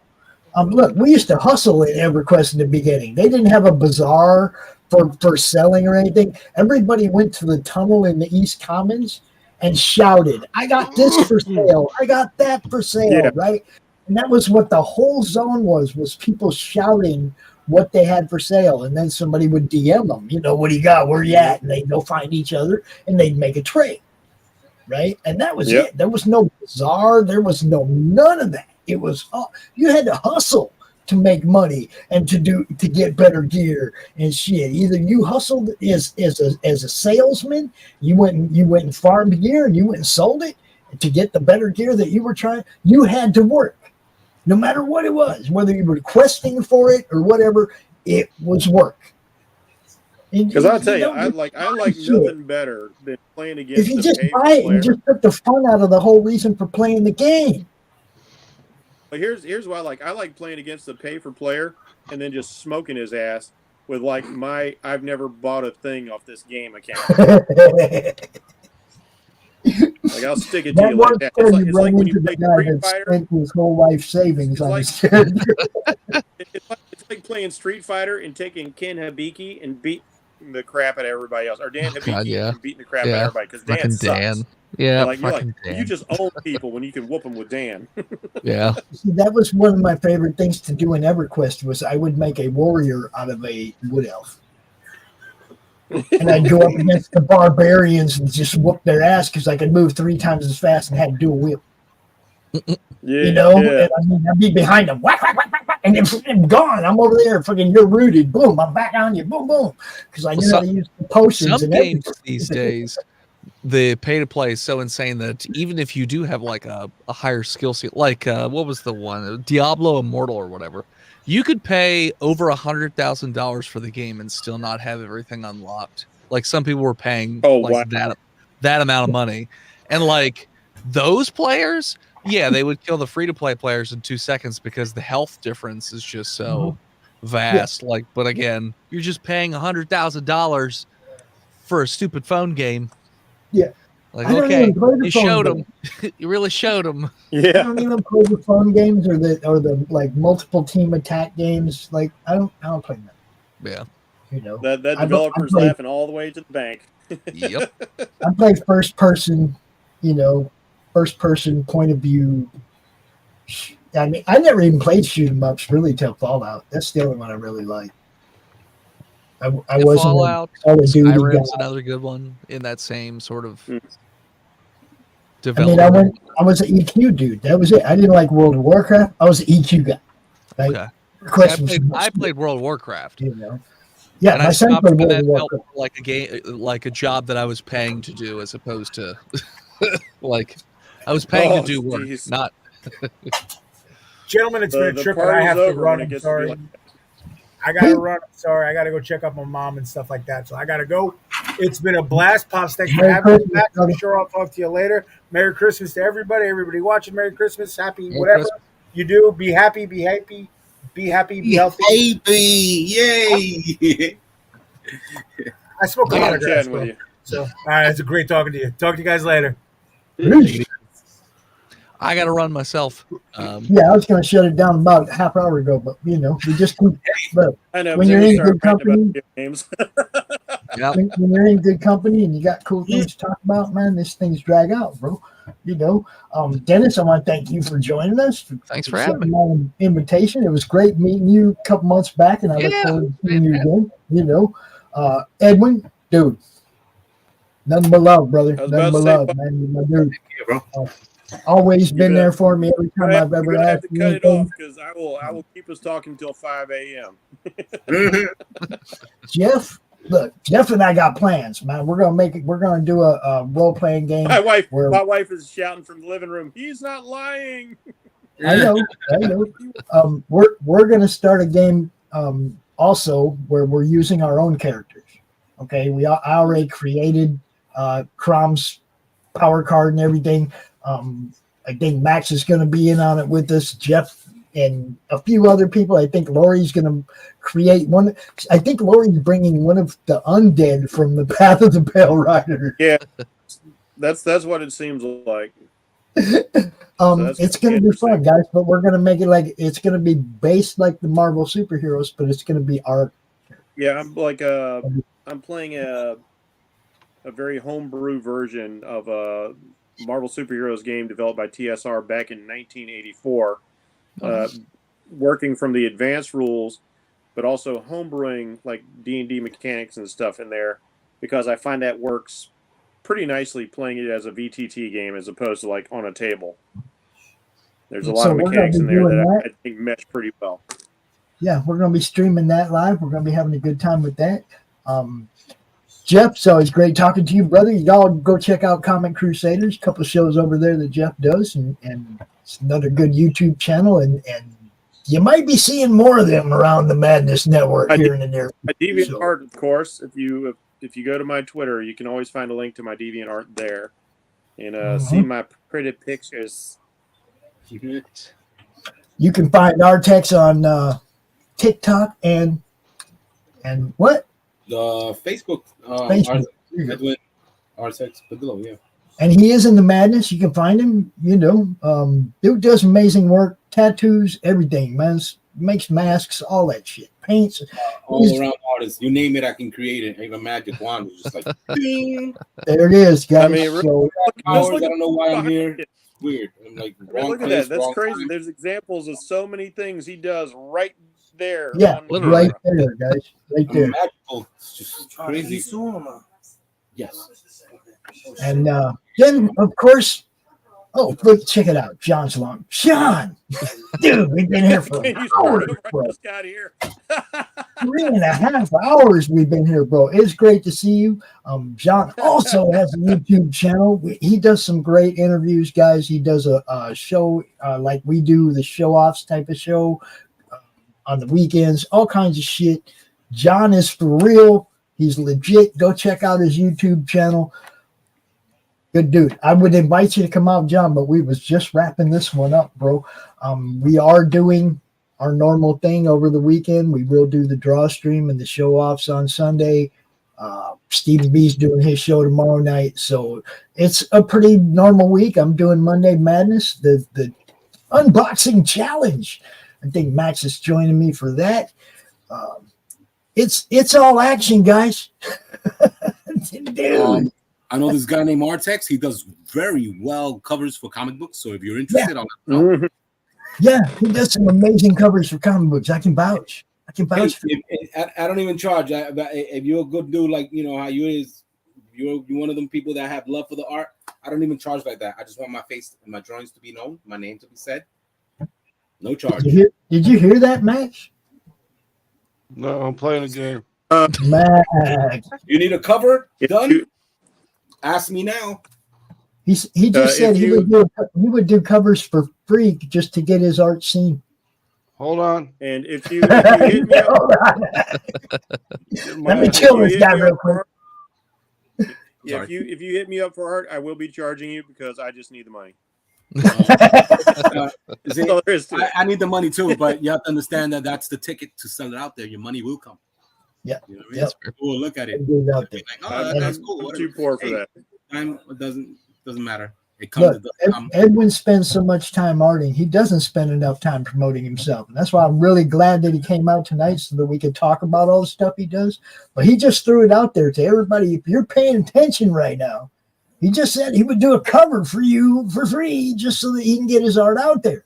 John, I know you have a project coming up. Let me show you something real quick, John. There isn't much I won't do for a buck. This is one of my favorites. Look, John. Look, he did this for our anthology last year. Look at that. Yeah. Come on, man. I love it. Look, dude is smoking. He's legit. If you want some cover art, hit him up, man. Yeah, I don't think this ain't gonna be a forever deal. So if you want some Artex cover art, now's the time. He is in the madness. Edwin Artex Badillo, Badillo. Look for him in the madness, guys. Hit him up. Give him some work. Get him seen. You know. I gotta say, Edwin and Dennis, it's been really nice meeting you guys and seeing your work. Thank you. It's great meeting you. What was said? I'm sorry, I was playing a game. He just said he would do a cover for you for free. Oh, sweet. You do good teddy books? He said whatever. He don't care. All my books are they're all female fronted books, and they're all super hot chicks. So. Can you do that? I'll put it this way. Look at him. Look at his face. He's just like, hey, whatever. I mean, if you do tattoo work, you should be able to do big titty women. Yeah, he does. I was about to say, Max, I used to paint pinups on motorcycles. One of the things I want to point out is Max does do a lot of variant covers.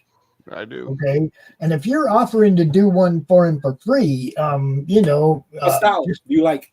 You like realistic? You like cartoony? You name it? Usually it's more realistic. Just show him, Max. Just show him. Show him what your stuff looks like, bro. There you go. We're still On here. the show, Yeah. don't tell. That's the Let me rule. find something. There you go. That's all not safe for work. Here, what's this?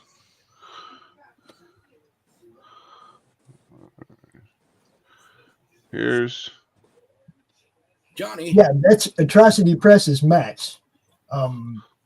Edwin is the guy who first drew our logo, our mascot Crom. He's the guy who drew him first, way back like 4 or 5 years ago, man. Yeah, this is Max's stuff right here. This is Human Hunters issue 3.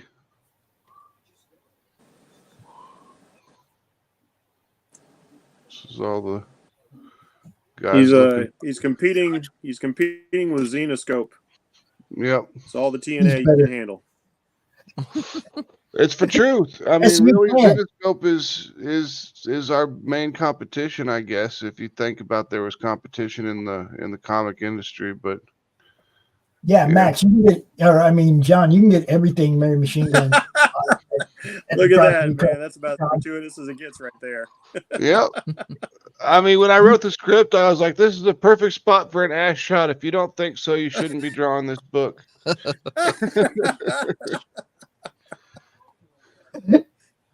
Yeah. Is there a main character? Well, it depends on which book you want to work on. I don't know what they are. I've got Human Hunters. There's 2 main characters. There's left and there's right.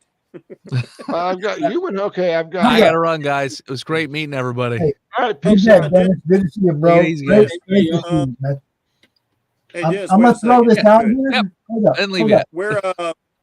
Where can I find your comic books again? Hiveheadstudios.com. So like Beehive. Hivehead Studios. Yeah. Awesome. Max. Yep, no problem. Yep. I'm seeing Edwin do a Ninja Bimbos cover, bro. Yeah, this is Mary Machine Gun. Yeah. This is our Valkyrie cover, or a Valkyrie. It's not a cover. It's just a promotional artwork that we'll be using for promoting it all.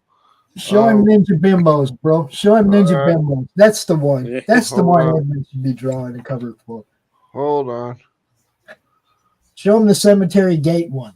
That cover. Yeah, I love good that stuff. That's right. I love that cover. There you go. This is your girls right here, Edwin. The Ninja Bimbos. Yep. It's like a way more realistic Ninja High School. They're fighting zombies in deep space, yo. Yep. This is considered comic style. Yeah. I mean, it's very 90s, which is one of the things I kind of dig about Xenoscope. Oh, yeah. Definitely. So, like, it's got that kind of flavor to it. Mm-hmm. Max, help John out. He can't see how he can order Mary Machine Gun comics. Just go to atrocitypress.com, which is my nameplate is missing, so I can't play to it. I also do painfully style. There He it said is. he's there. He doesn't see how he can order them. What's Oh, you go to the shop. Go to the shop tab, and they're all in the shop. There you go. There Just you do go. a search for Mary Machine Gun; they'll all come up. But yeah, that's Ninja Bimbos. Here's Mary Machine Gun issue 4. If I can get it to Send me open. some info on what would you like as a cover, and I'll take it from there. Dude, there you go, Max. You pick which one you want him to do. Send him your reference stuff. What you want. This one's done by Fernando Cordiero. This is my main artist. He does all the Mary Machine Gun stuff. So when she's training with the Valkyrie. There you go. We found it. There you go. Just made you some sales there, Max. What's the time period on this? Well, when Mary was. When does it happen, or when does it need to be done? Yeah, by? where this takes place? Yeah, the time period. This takes place all over the place, really, because there's flashbacks. Because Mary's like over 100 years old. Okay.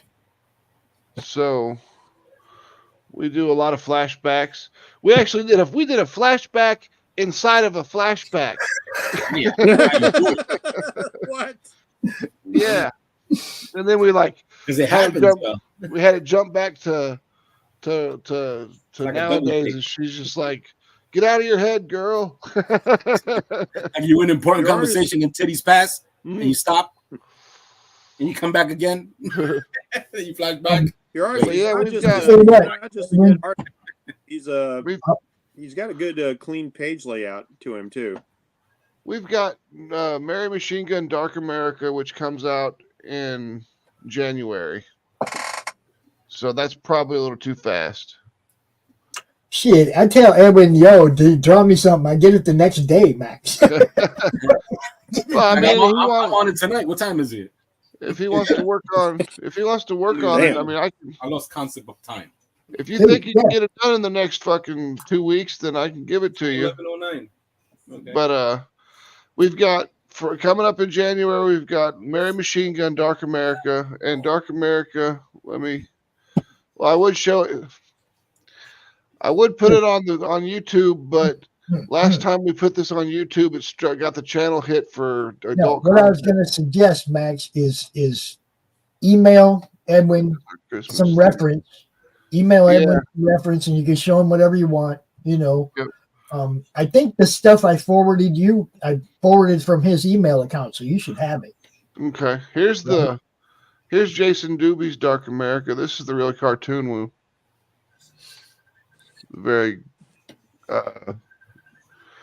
It's very Dan Mendoza meets graffiti Yeah. art. Yeah, it's got that zombie tramp look. Yeah, nobody can see it though. Nope, you haven't shared it yet. I've already seen it. So I Yeah. know. Let me share it. Hold on. I'm getting there. There we go. Yeah. I love it. And then Yeah. if I can find a Dark America picture that won't get you in trouble. Hey, none of them gonna get me, buddy. I don't even care anymore. ROKU, baby. Fuck me. All right. Well, here's Just flash it up there and then take it down. No big deal, right? that's our What Dark are they gonna America. do? Tickle me? Here's some colored pages. Let me see if I can find something good. I'm on Messenger. Yeah, you're on Facebook Messenger under what? Edwin Artex Badillo. Okay, hold on.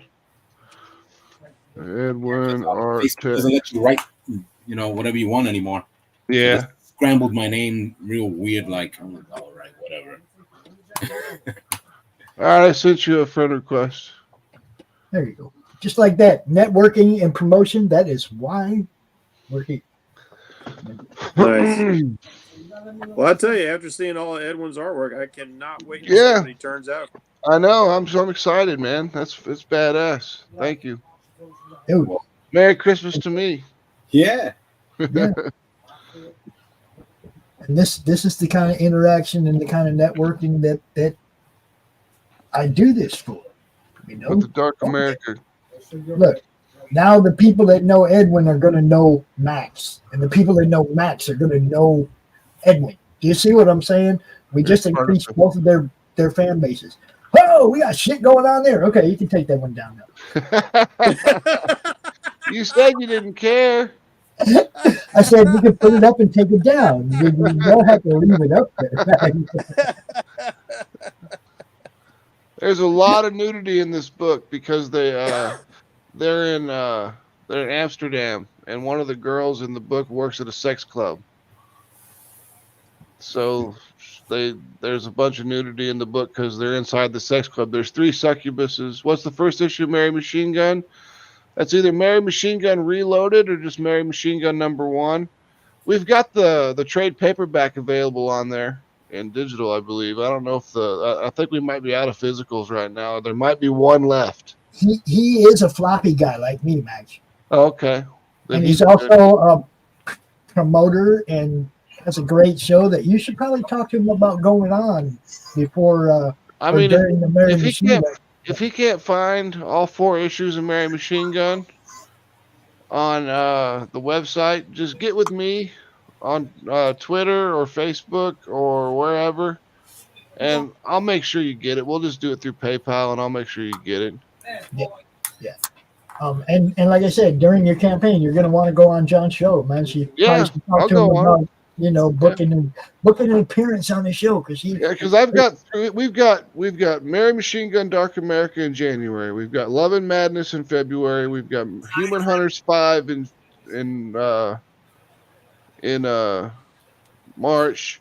We've got Ninja Bimbos versus Zombies versus Deep Space #4 in April, and then Lady Blasphemy in May. So we've got plenty of stuff that we can come out and talk about.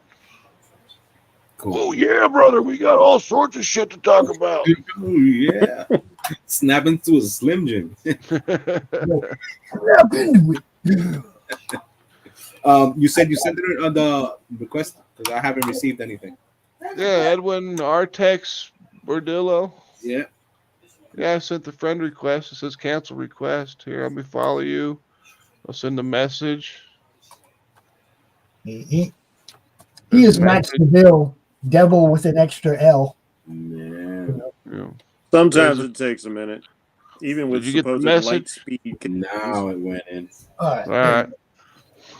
You look like Santa's Burgers.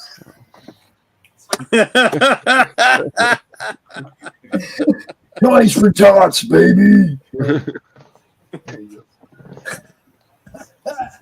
man, That is kind of funny. you messed That's it, right? You got it.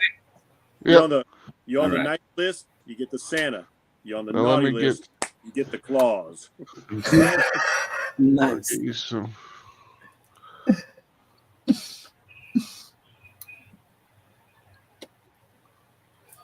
All right, this has been awesome. As soon as you get the chance, man, let me know because I'm on it tonight. I'm Yeah, gonna I'm looking up Psycho.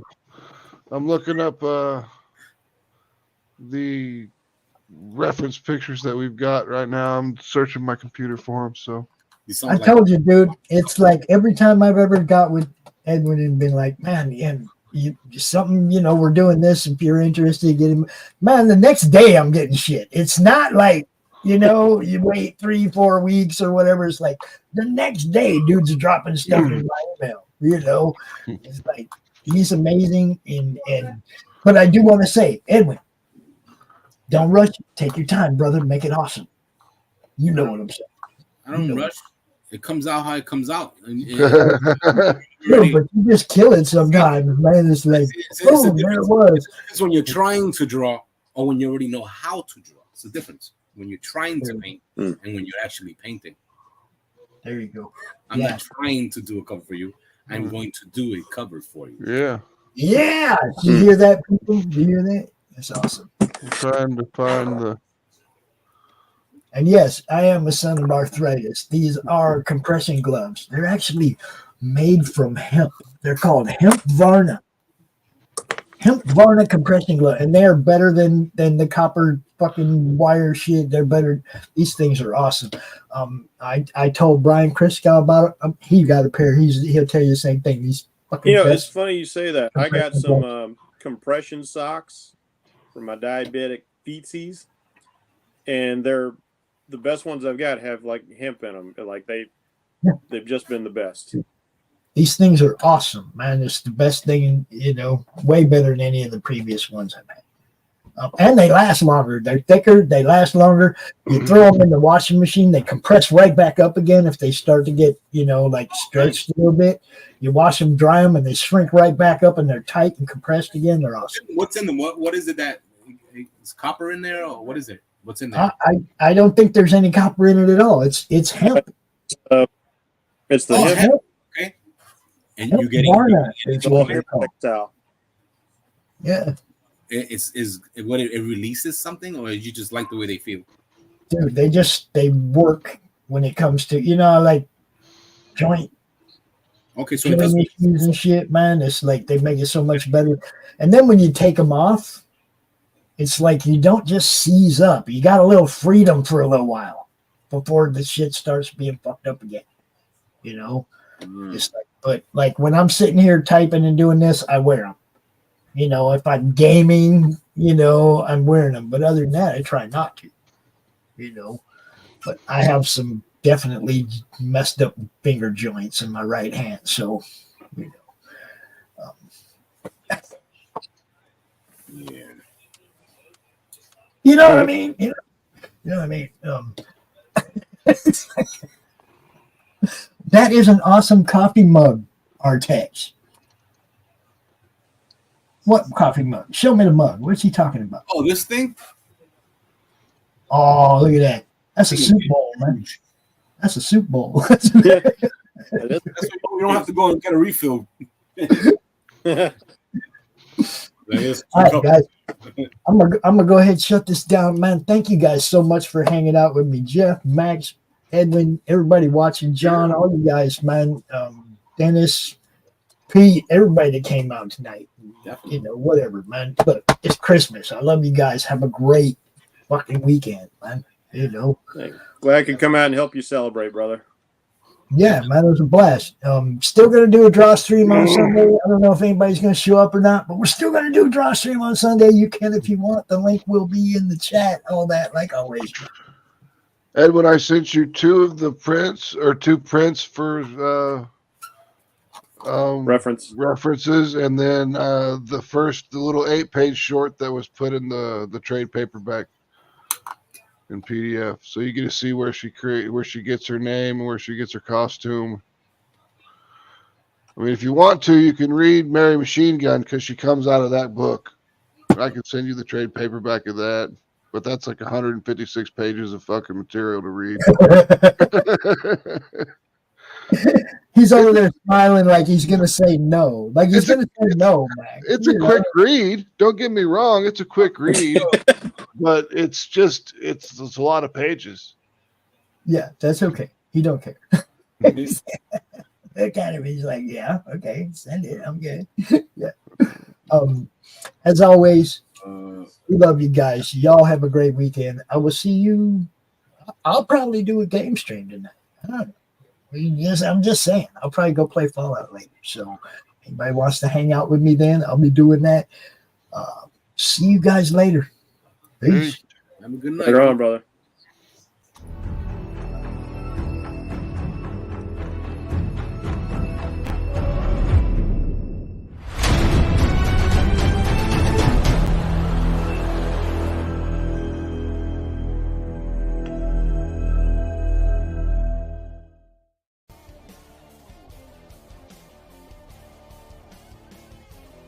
Just wanted to give you all a heads up that right now you can add the Madness Network to your Roku account right there by roku.com account. Add from to check out our preview. We got 10 of our highlighted shows up there for you to check out. Some of our best stuff from the last 4 years. Look, it's hard to pick 10 out of 2,600 videos, but we did it. And check it out. The campaign is launching soon, so be there. Peace.